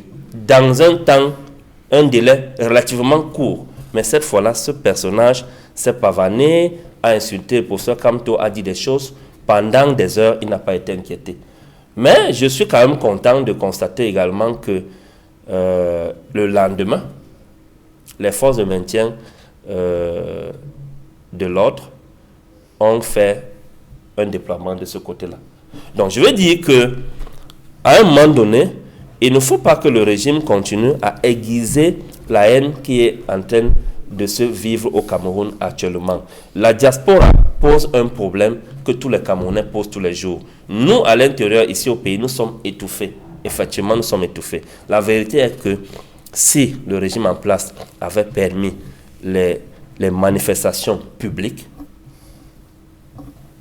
ce ne sont pas les Camerounais et la diaspora qui seraient en train de faire ce qui est en train de se passer là aujourd'hui. Nous serions en train de manifester ici au pays, légalement, encadrés par la loi, par la police, par la gendarmerie, ainsi de suite. Mais la façon dont les choses se déroulent aujourd'hui fait état de ce que le relais est pris au niveau de la diaspora. Je vous ai fait une petite démonstration. Tous ceux qui sont ici et qui sont militants de partis politiques et qui n'ont jamais eu la possibilité de manifester, lorsqu'ils se retrouvent de l'autre côté, qu'est-ce qu'ils ont à faire? Ils manifestent parce qu'ils se sentent libres d'exprimer leur opinion politique, d'exprimer leur ras-le-bol sur la malgouvernance du Cameroun. Donc moi je pense que globalement le message est passé. Le président Paul Biya a entendu et il sait ce qu'il y a lieu de faire. Après vous, Pierre-Emmanuel Bignam, maître Emmanuel Pincy, oui, c'est votre attitude qui étouffe, muselle l'opposition au Cameroun et amène les Camerounais de la diaspora à multiplier des manifestations, des protestations contre le chef de l'État, mutisme, refus de dialoguer, refus de discuter avec l'opposition sur les points qui fâchent. Comme nous sommes dans le principe du contradictoire, pour que je puisse répliquer quand même sur la nationalité et d'autres tentatives de démonstration, il faudrait quand même que j'en parle. Je vous en prie. Si vous permettez. Allez-y. Après, vous allez me poser votre question. D'abord, sur la double nationalité, il faut reconnaître, et Tchapi l'a dit, le président de la République avait lui-même dit à l'extérieur que la double nationalité va avoir lieu. Qu'est-ce qui va subvenir? Personnellement, je pense que ce serait une bonne chose. De l'autre côté, vous avez d'autres personnes qui ont cru que ceux qui sont à l'extérieur allaient être peut-être des opposants. Parce que je ne sais pas, je ne comprends pas pourquoi, lorsque le président de la République dit qu'il faut qu'il y ait la double nationalité, lorsque l'on sait qu'il y a l'équipe nationale, une bonne partie, est formée des gens qui ont des nationalités étrangères et qui ont en même temps les nationalités camerounaises, je voudrais apporter juste une petite nuance. La perte de la nationalité n'est pas automatique. Si tu regardes les dispositions de la loi de 68, il y a d'autres conditionnalités pour pouvoir arriver à la perdre. Je n'ai pas... On pourra en discuter. Non, pour la femme mariée uniquement. Non, même pour l'homme. On n'a pas le texte là, sinon on va rentrer dans un débat que personne ne comprendra. Mais je voudrais dire qu'il y a d'autres conditions qui doivent arriver. Mais sur ce point, mais je suis d'accord avec vous sur le fait que c'est quand même incongru que certains occupent des postes importants dans le gouvernement et lorsque le 14 juin arrive, peut-être qu'ils vont mettre aller défiler. D'autres sont américains. Ça, c'est tout simplement, ça c'est le Cameroun. C'est une forme d'hypocrisie. Mais je voudrais dire sur ce point-là, il faut une clarification. Et mon vœu le plus sincère, c'est qu'il faudrait qu'on arrive à le faire parce que c'est plutôt un gain d'avoir une double nationalité parce que vous avez beaucoup de Camerounais qui sont à l'extérieur. Moi, j'ai ma propre sœur qui était française, qui est morte en France, qui a été enterrée en France, qui est en France depuis 1949. Moi, j'ai refusé de prendre la nationalité française quand on me l'a demandé parce que je voulais rentrer au Cameroun, j'aurais pu l'avoir. Mon père même était sujet français, j'aurais pu la demander, mais je ne l'ai pas demandé parce que je suis Camerounais et je suis rentré au Cameroun pour essayer de travailler pour aider les miens. Si la promesse n'est pas tenue jusqu'ici, alors, est-ce que c'est parce que la diaspora fait peur? Non, c'est pour ça que je dis c'est une erreur. La peur de sa puissance financière, la peur de ses idées de plus en plus démocratiques venant des pays européens et américains où il y a la liberté et la démocratie. Si vous regardez au niveau des élections qui sont passées, les voix de la diaspora se sont portés vers le candidat Paul Biya. Nous avons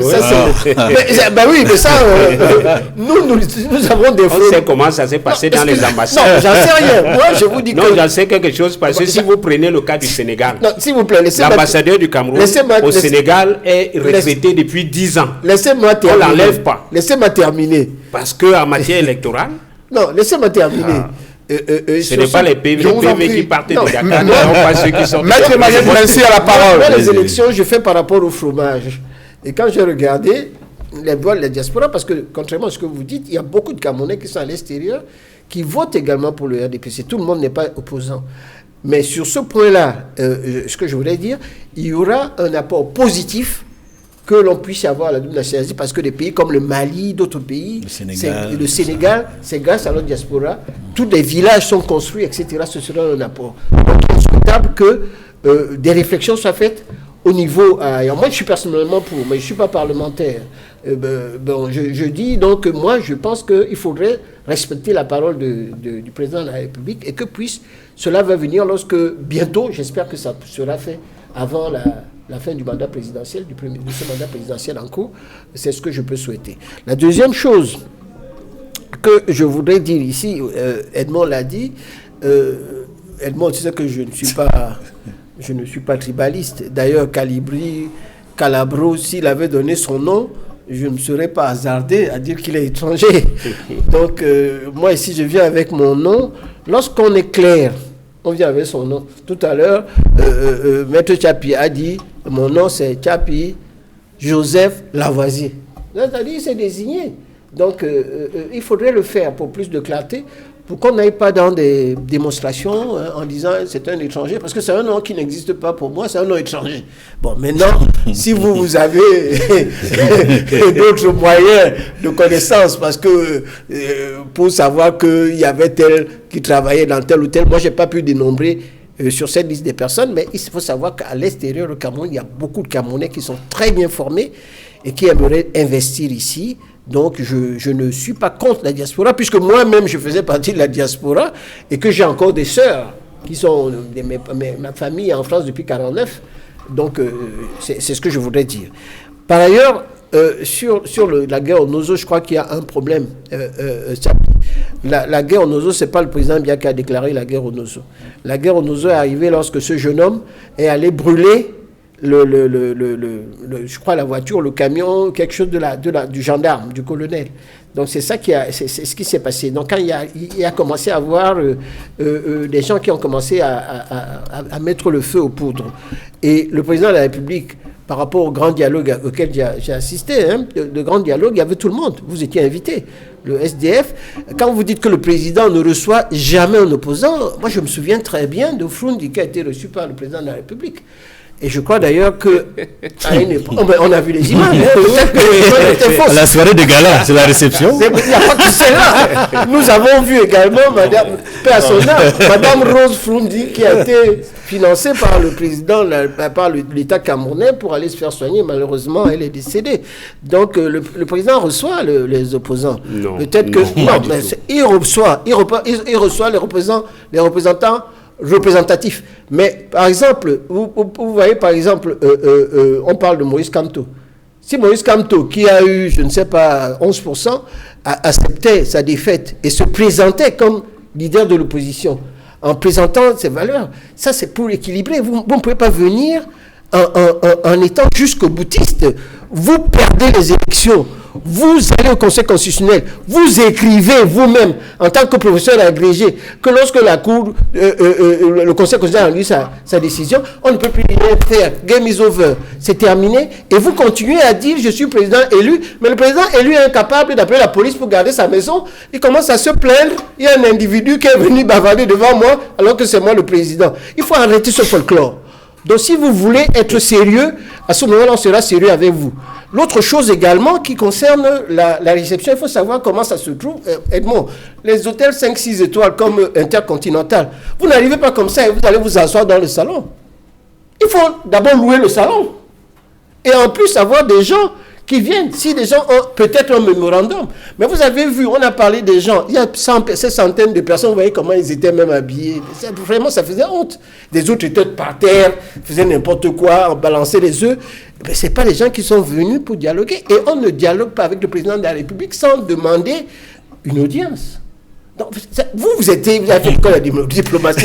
Vous demandez d'abord une audience. La première chose, vous faites venir insulter le président et vous dites qu'il faut qu'il vous reçoive et il faut Le président a déjà accordé l'audience à qui? À personne. Non, Quel Camerounais? je vous dis, il y a un problème de procédure. C'est la procédure. On n'engage pas parce qu'on connaît la suite. Non, tu ne me laisses pas parler. Oui, vous avez dit que vous voulez que le président vous reçoive. Pour que le président vous reçoive, vous faites une demande d'audience.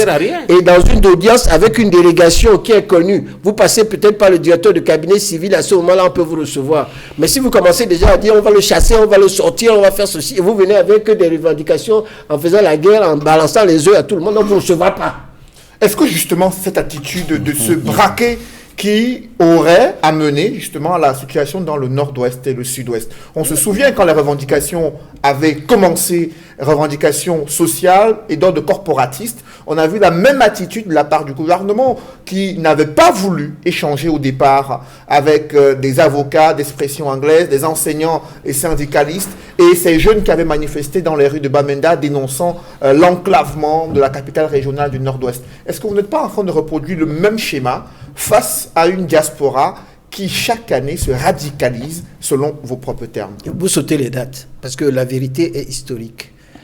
Je peux vous dire, Chap n'était pas invité, un certain nombre d'avocats étaient invités par le garde des Sceaux, je me souviens, en novembre 2016. Donc il y avait des bâtonniers, le conseil de l'ordre, un certain nombre d'avocats anciens. Peut-être on estimait qu'ils avaient quelque chose. Moi-même, je suis un ancien et avec assez relativement respecté. Et le garde des Sceaux m'avait invité et avait reçu la totalité des avocats qui faisaient la revendication. Et une revendication qui était, à mon avis, ils avaient tort. La première chose qu'ils ont fait, ils ont défilé en robe, alors qu'ils n'ont pas le droit de défiler en robe. Ils le savent. Nous avons des règles de déontologie professionnelle. Il y a des règles de déontologie. En Tunisie, excusez-moi. En France, non, excusez-moi. En robe. Non. Il dit même en France. La première chose, vous êtes dans un ordre. L'ordre des avocats peut prendre la décision de le faire. L'ordre national du Cameroun n'a pas pris de décision pour que les avocats puissent le faire au niveau du sud-ouest. Bon, ça c'est déjà des problèmes d'ordre déontologique. Si l'ordre des avocats en France, à Paris, décide de défiler, ils défilent en robe. Moi-même, j'ai défilé en robe en France. Sous instruction les ordres, c'est des résolutions prises par le bâtonnier. Et à l'époque, je me souviens, c'était pas le bâtonnier Stasi, mais je crois que c'était le bâtonnier Mollet-Vieville. Bon, donc si vous avez des bâtonniers qui prennent des résolutions, venez en robe. La deuxième chose, nous avons été reçus. Les avocats s'étaient trompés. Ils pensaient que l'acte uniforme Ouada n'était pas traduit en anglais. Ils faisaient le 24, le Kotima n'était pas en anglais, etc. Ils disaient n'importe quoi. Et que c'était même pas Et je me souviens... C'était pas traduit. C'était traduit. C'est à la suite de leur manifestation de manière rapide, le ministre de la Justice a saisi le secrétariat de l'OHADA. Laisse-moi te faire... mis à la disposition du ministre de la Justice. Non, laisse-moi te faire un rappel historique. Version traduite. Dès 1994, le gouvernement camerounais l'avait traduit. Ce qui s'est passé lorsqu'on fait la traduction, pour arriver maintenant à l'OHADA, il faudrait qu'il y ait le conseil des ministres qui se réunissent, et à ce moment-là, et que le secrétaire, ce qui s'est passé par la suite. Mais le gouvernement camerounais en lui-même, et ça c'est connu, si tu avais voulu savoir ce qui s'est passé, dès 1994, il suffit de demander au directeur de la législation que tu connais bien, M. Kenfak, qui te donnera le texte. Donc il ne faut pas dire que ça n'a pas été traduit. Oui, mais avant 2016... cette version n'était pas vulgarisée. Les anglophones étaient ignorants. Je dis que ce qui concerne l'OHADA, ça se passe au niveau du Conseil des ministres, et il y a, je crois, les 15 ou 16 pays, et c'est comme ça que ça se passe. L'autre chose qui était, vous savez que Moïse Kamto avait représenté le gouvernement, s'agissant de l'OHADA, je pense que c'était en octobre... je crois 2000, si je me trompe, peut-être 8 ou 2004, il avait représenté le gouvernement camerounais sur les traductions. Il avait demandé, d'ailleurs, c'était lui qui était ministre délégué, qui avait déclaré qu'il faut faire la traduction. Il l'avait fait, et il avait demandé, et il est parti pour le demander. Donc c'est marqué dans les livres, s'il faut voir l'historique du terme. L'autre chose que je voulais dire, c'est qu'il ne faudrait pas penser que le gouvernement camerounais veut se braquer. Le président Biya lui-même a dit qu'il est mendiant de la paix. Vous voyez quelqu'un qui... C'est même un homme... Le président Biya, c'est un homme pacifique. Vous le regardez comme il est. C'est un monsieur tranquille, qui ne cherche pas noise, et qui d'ailleurs, et Tchapi le sait, il n'y a jamais eu d'exécution d'un condamné à mort. Depuis que le président Biya est là, il a toujours refusé de le faire. C'est un monsieur qui est pacifique. Donc que vous ayez de l'autre côté une opposition qui est, j'allais dire, qui pense que c'est par la force. C'est-à-dire, au lieu de... Le droit, c'est pas la force. C'est la force du droit. Oui, attention. Quand l'opposition n'a pas le moyen de s'exprimer... Le moyen de s'exprimer, c'est vous allez aux élections, vous gagnez. Si vous n'avez pas les moyens... Mais là, Maître Pincy, vous commencez à prendre un aide de dictateur lorsque vous réduisez le cadre d'expression des partis politiques. Non, vous le limitez aux élections, alors que les partis politiques aimeraient également manifester, tenir des meetings. Mais à l'Assemblée, nous ne sommes pas écoutés. Puisque nous avons demandé à la parole anglophone soit inscrite au débat à l'Assemblée nationale. Est-ce que vous avez accepté d'inscrire la question anglophone au débat à l'Assemblée nationale? Votre déclaration liminaire, vous avez dit qu'il y a une manifestation qui est en train de se passer à Bafoussam. Je ne sais pas si elle a été autorisée. Ouais, mais attends, mais c'est ce que vous avez... Mais là, vous nuancez. Vous avez dit que... Je ne sais pas si elle a été autorisée. Vous avez dit qu'il y a une manifestation qui va avoir lieu. Je regrette de ne pas m'y être. Je suppose qu'elle a eu lieu. Vous dites que les manifestations ne se tiennent pas. Elles se tiennent. Les manifestations ne se tiennent pas lorsque des gens pensent qu'ils veulent être des malins. C'est-à-dire, vous dites, bon, je vais manifester dans la paix, mais derrière, vous ne contrôlez pas un certain nombre de personnes qui sont derrière, qui se mettent à casser. C'est ça qu'on craint. Le jour où vous allez avoir des manifestations réellement pacifiques, mais pas les manifestations où vous allez faire des revendications et porter atteinte aux commerçants, aux Camerounais qui investissent de l'argent, à ce moment-là, on va vous autoriser. Donc, il y a un changement également au niveau de comportement. J'appelle l'opposition à avoir un comportement de responsable pour que la position évalue. Parce qu'effectivement, les textes disent qu'il y a la liberté de le faire. Mais on sait tout simplement que lorsque la liberté, il y a des gens qui pensent qu'il faut braver. Comme le pouvoir ne peut pas arriver par les urnes. Et c'est Binyam qui l'a dit. Il a dit, nous, on va commencer à faire des revendications. Et il a fait une erreur tout à l'heure en parlant de Cuba. Tout le monde sait que le gouvernement cubain est combattu par les États-Unis et que ça, à l'intérieur, c'est les États-Unis qui financent l'opposition cubaine. À l'intérieur, ils ont commencé à faire ça avec Che Guevara, vous le savez, dès le début, lorsque Batistuta est parti. Donc, au point de vue historique, les États-Unis veulent toujours financer l'opposition cubaine, et c'est tout à fait normal que l'opposition cubaine se trouve à quelques pas de Cuba à Miami, qui a avec quelques encablures. Donc il ne faut pas parler de quelque chose qui est tout à fait différent. Le Cameroun... On a parlé de manifestations, si vous permettez. Non, on n'a pas dit que ce sont les pro-américains qui manifestent. On a dit, dans la diaspora cubaine, il y a deux tendances. Il y a une diaspora qui est pro-régime cubain, mais il y a une diaspora qui est aussi pro-américaine. Mais les deux tendances sont libres de manifester sur le sol américain. Le principe du contradictoire. Je vous en prie, mais je vous en prie, Pierre-Emmanuel. Réagir en faveur de le principe. Je vous en prie, Pierre-Emmanuel. Le principe du contradictoire, c'est de me laisser répliquer, même si vous n'êtes pas content. Non, c'est juste une précision. Non, la précision est simple. Lorsque vous dites que le président Biden a dit qu'il va financer ceci, va financer cela, ça démontre effectivement que de l'autre côté, le régime américain n'est pas content de Cuba et va faire des financements multiformes. Ça, ce n'est pas un problème, ça ne me regarde pas. Je voulais donc vous dire que votre exemple n'est pas bon. Et le Cameroun n'est pas Cuba. Et le Cameroun, c'est un pays indépendant qui est ami avec les États-Unis, la Russie, la Chine et tout le monde. Et c'est un pays qui est respecté. C'est vous qui pensez, et c'est pour ça que je voulais le terminer par là, pour dire que il faut qu'on fasse très attention. Moi, à une certaine époque, là, je vais vous dire une chose. Par rapport au débat que nous avons ici, j'ai vécu 3-4 jours ces derniers temps à l'hôtel des députés, avec pas mal de députés, dont des députés de l'opposition.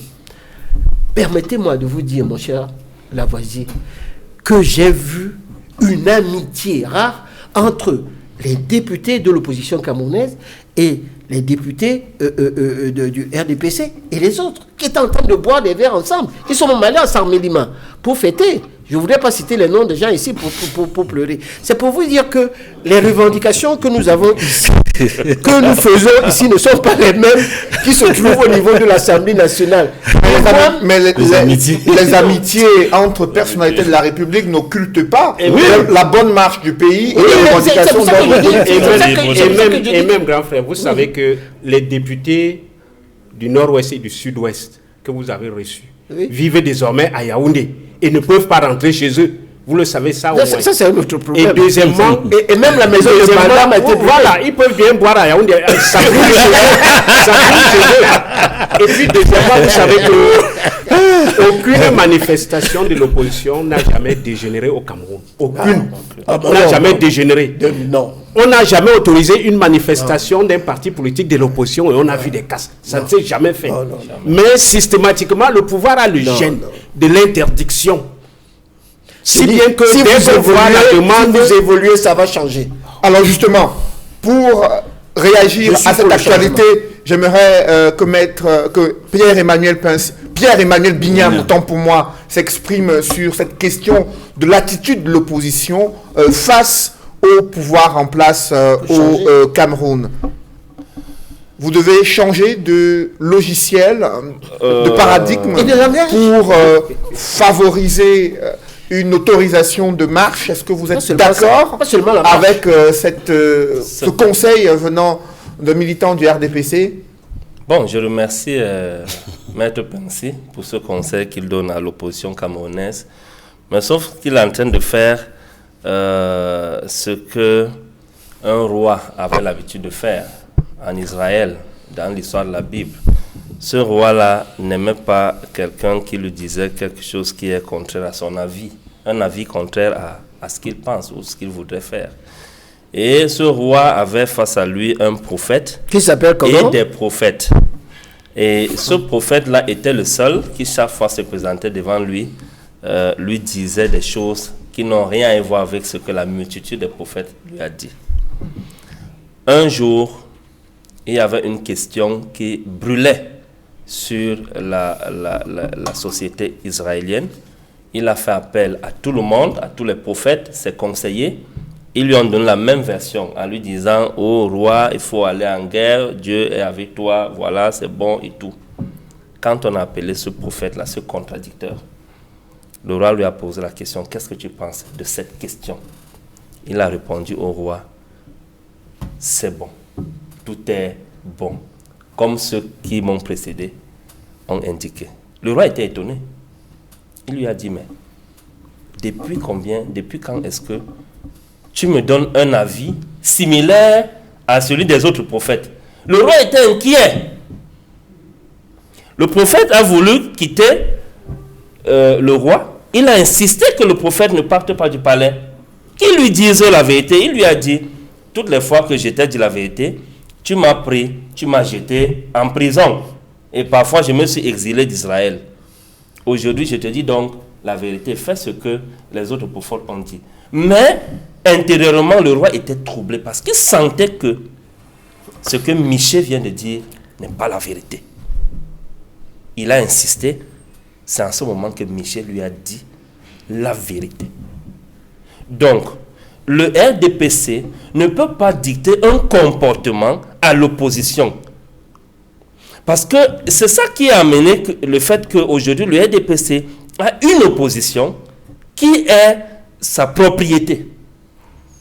Nous ne pouvons pas avoir un calendrier de comportement, de revendication, de protestation qui est dicté par le RDPC, parti au pouvoir. Non. Sinon, nous ne serons plus l'opposition. Ils ne peuvent pas nous dire comment est-ce qu'on doit manifester, quand est-ce qu'on doit manifester, pour quel sujet on doit manifester. Tant qu'il y a la malgouvernance, tant qu'il y a la souffrance, ils ne sont pas en train de résoudre les problèmes fondamentaux auxquels les Camerounais font face. La famine, la souffrance, le manque de formation sanitaire.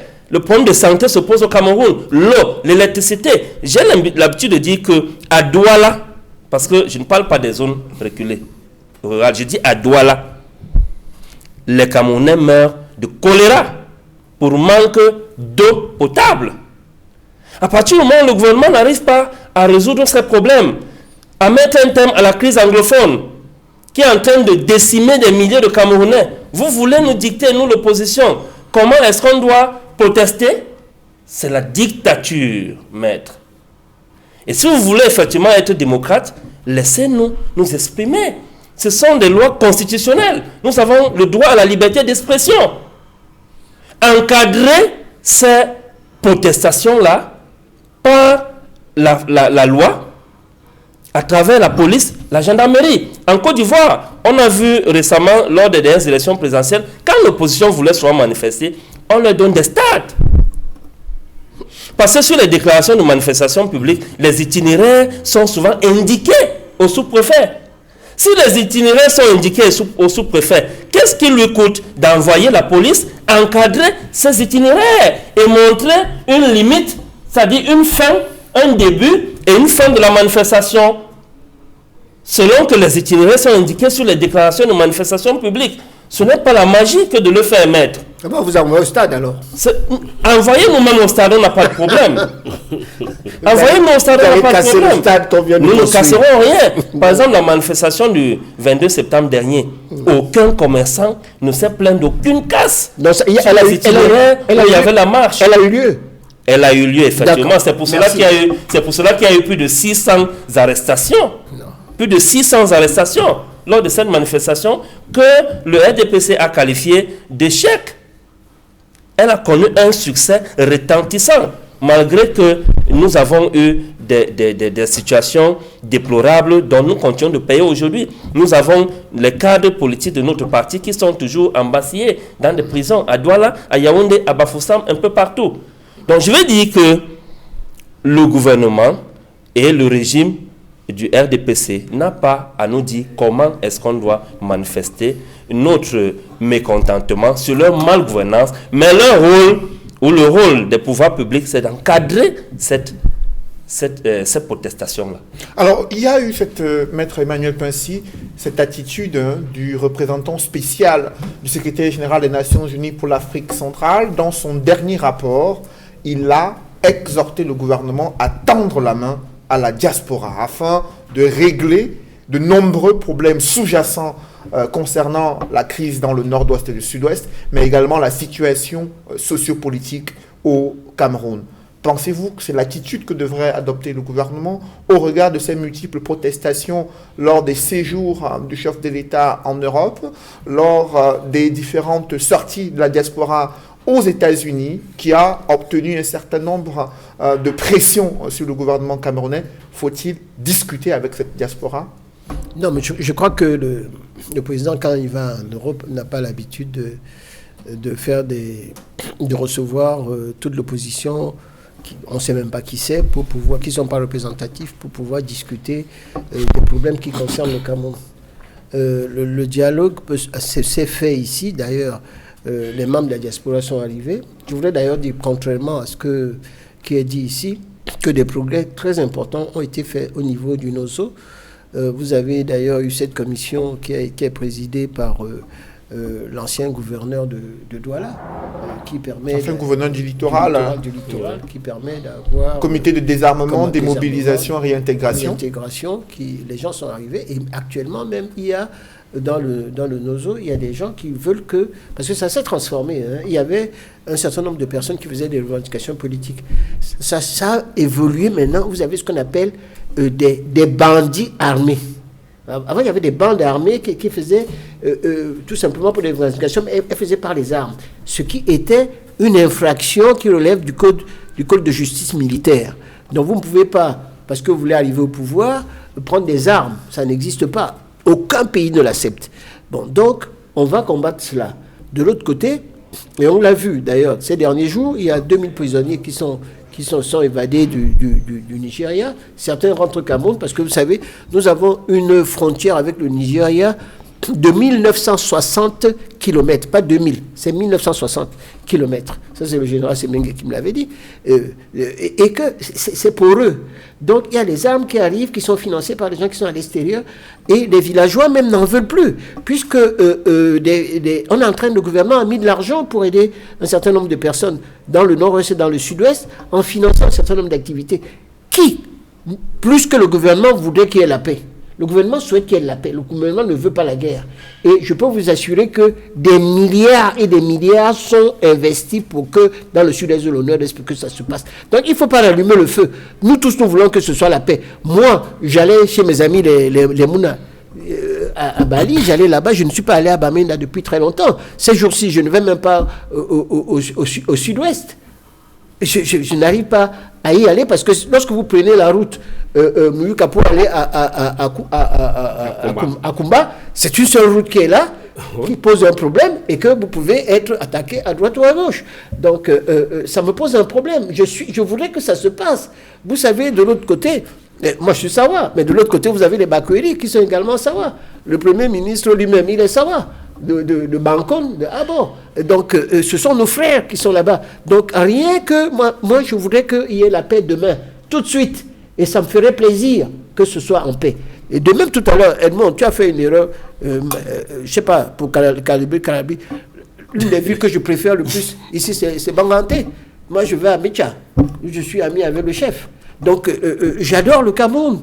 J'ai mes amis qui sont au nord. Vous comprenez, j'étais très bien avec la famille Ayatou. Le Premier ministre Sadou, c'était mon grand frère. Donc, je ne peux pas comprendre. Je suis moi-même né à Yaoundé, à Angola. Donc, je connais très bien. Mon père a été médecin à Ebolova et tout ça, qu'on appelait Eboloware. C'est-à-dire le pays des chimpanzés sauvages, parce qu'à l'époque pourri, il y avait des chimpanzés là-bas. Donc, c'est ça le nom de Bolova. Donc, quand moi, je suis quelqu'un qui adore le Cameroun, donc, quand vous me parlez de ce que veut le représentant du secrétaire des Nations Unies, mais il enfonce une porte ouverte. Tout le monde voudrait que ça se passe comme ça. Et je crois que le plus grand désir du président de la République, c'est qu'il y ait la paix partout. Alors, justement, Maître Lavoisier de Sapi, le plus grand désir du chef de l'État, c'est qu'il y ait la paix. Mais avez-vous le sentiment que tout est mis en œuvre pour parvenir à cette paix, pour régler les problèmes urgents que rencontrent les Camerounais? Je ne sais pas si le président camerounais aime la paix, on ne le voit pas. Maître Bensi ne donne aucun exemple. Mais si, j'ai donné des exemples. Prouver que le président Paul Biya veut la paix. Parce qu'il ne suffit pas de dire que les milliards qu'on a mis dans le nord-ouest et le sud-ouest pour qu'il y ait la paix, on ne le voit pas. Quoi? C'est peut-être de l'argent qui est en train d'aller dans les poches des gens, des gens du régime. Moi, je ne vois pas. La route Babadjou-Bamenda, jusqu'aujourd'hui, elle est impraticable. Pratiquement, le nord-ouest est coupé en deux. On ne la voit pas. Moi, je pense que le président Paul Biya, il faut que les Camerounais apprennent à se reposer. La charge de l'État est une charge lourde. Il faut reconnaître que le président est fatigué et qu'il doit se reposer. Lui-même a intérêt à passer plus du temps à voir ses enfants. Les derniers jours qu'il lui restent, il doit encadrer sa famille, il doit se reposer. Le Cameroun vit cette situation à cause de ce que il y a une gérontocratie qui s'est apparue du pouvoir. Regardez le président du Sénat. Pourquoi on inflige des atroces, des souffrances aussi atroces à ce monsieur qui ne mérite que de se reposer, qui ne peut plus se tenir debout? On lui impose d'être président d'une lourde machine comme le Sénat. Donc vous êtes comme les gens âgés, quoi. Vous êtes contre. Oui. Moi, je dis que le Camerounais doit apprendre à se reposer, l'Africain. Il y a un âge pour gouverner, il y a un âge où on a la lucidité, il y a un âge où on n'a plus de lucidité. Donc, à cause de cette indisponibilité du chef de l'État, le Cameroun est à l'abandon. Et chaque ministre fait ce qu'il veut. On a discuté dernièrement sur la délégation de pouvoir, la délégation de fonctions, etc. Le Cameroun n'est plus gouverné. Et c'est pour ça que nous voyons tout ce qui se passe là. Donc, dire que le chef de l'État est un homme de paix. Un homme de paix, c'est d'abord un homme de dialogue. Vous ne pouvez pas dialoguer dans la fourberie, comme le grand dialogue national. C'était une fourberie, ce n'était pas le dialogue. Et le chef de l'État n'était pas là. Il se fait à tout le moment, à tout le temps représenté par le Premier ministre, représenté par tel ministre.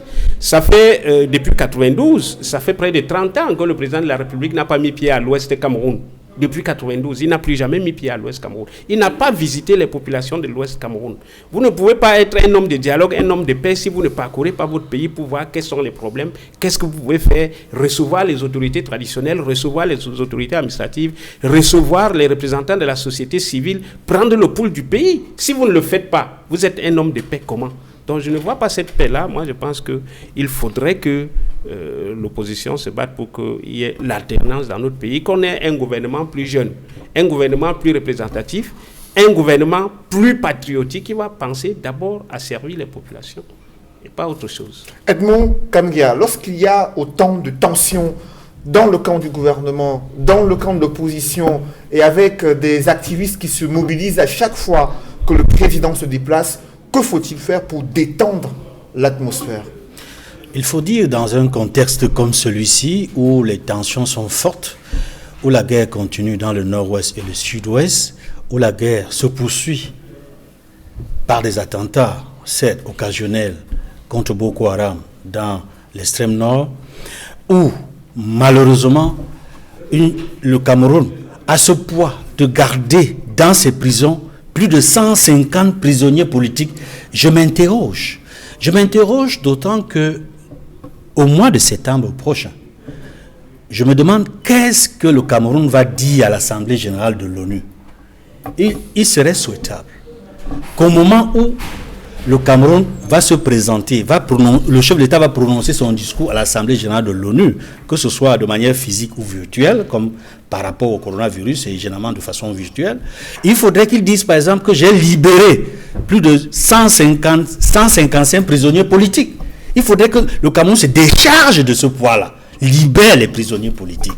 Il faudrait que le dialogue actuel, non, je précise, il faudrait que les discussions, les contacts préliminaires qui ont commencé il y a 1 an entre le gouvernement et les sécessionnistes, qui sont au point mort, soient relancés.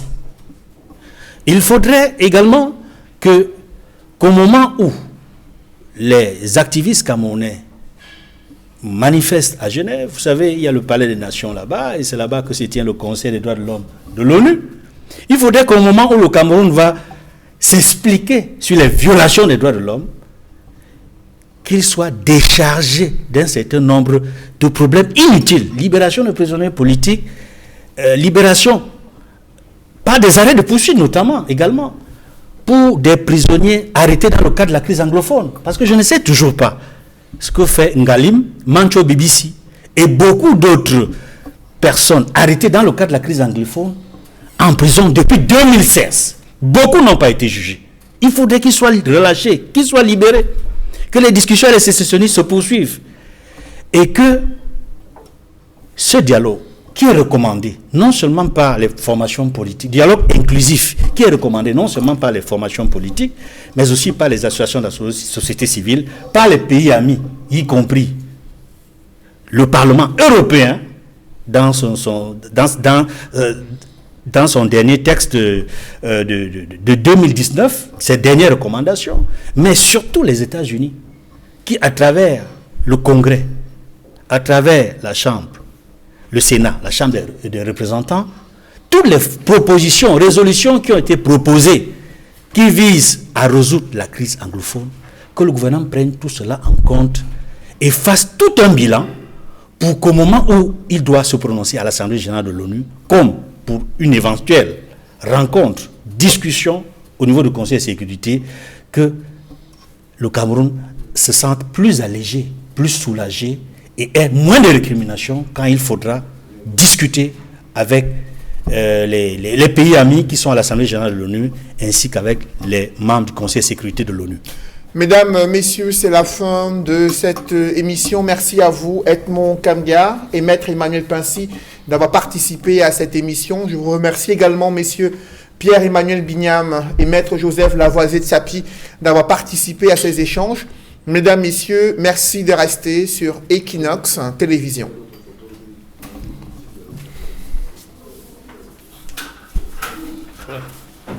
Le débat était très intéressant.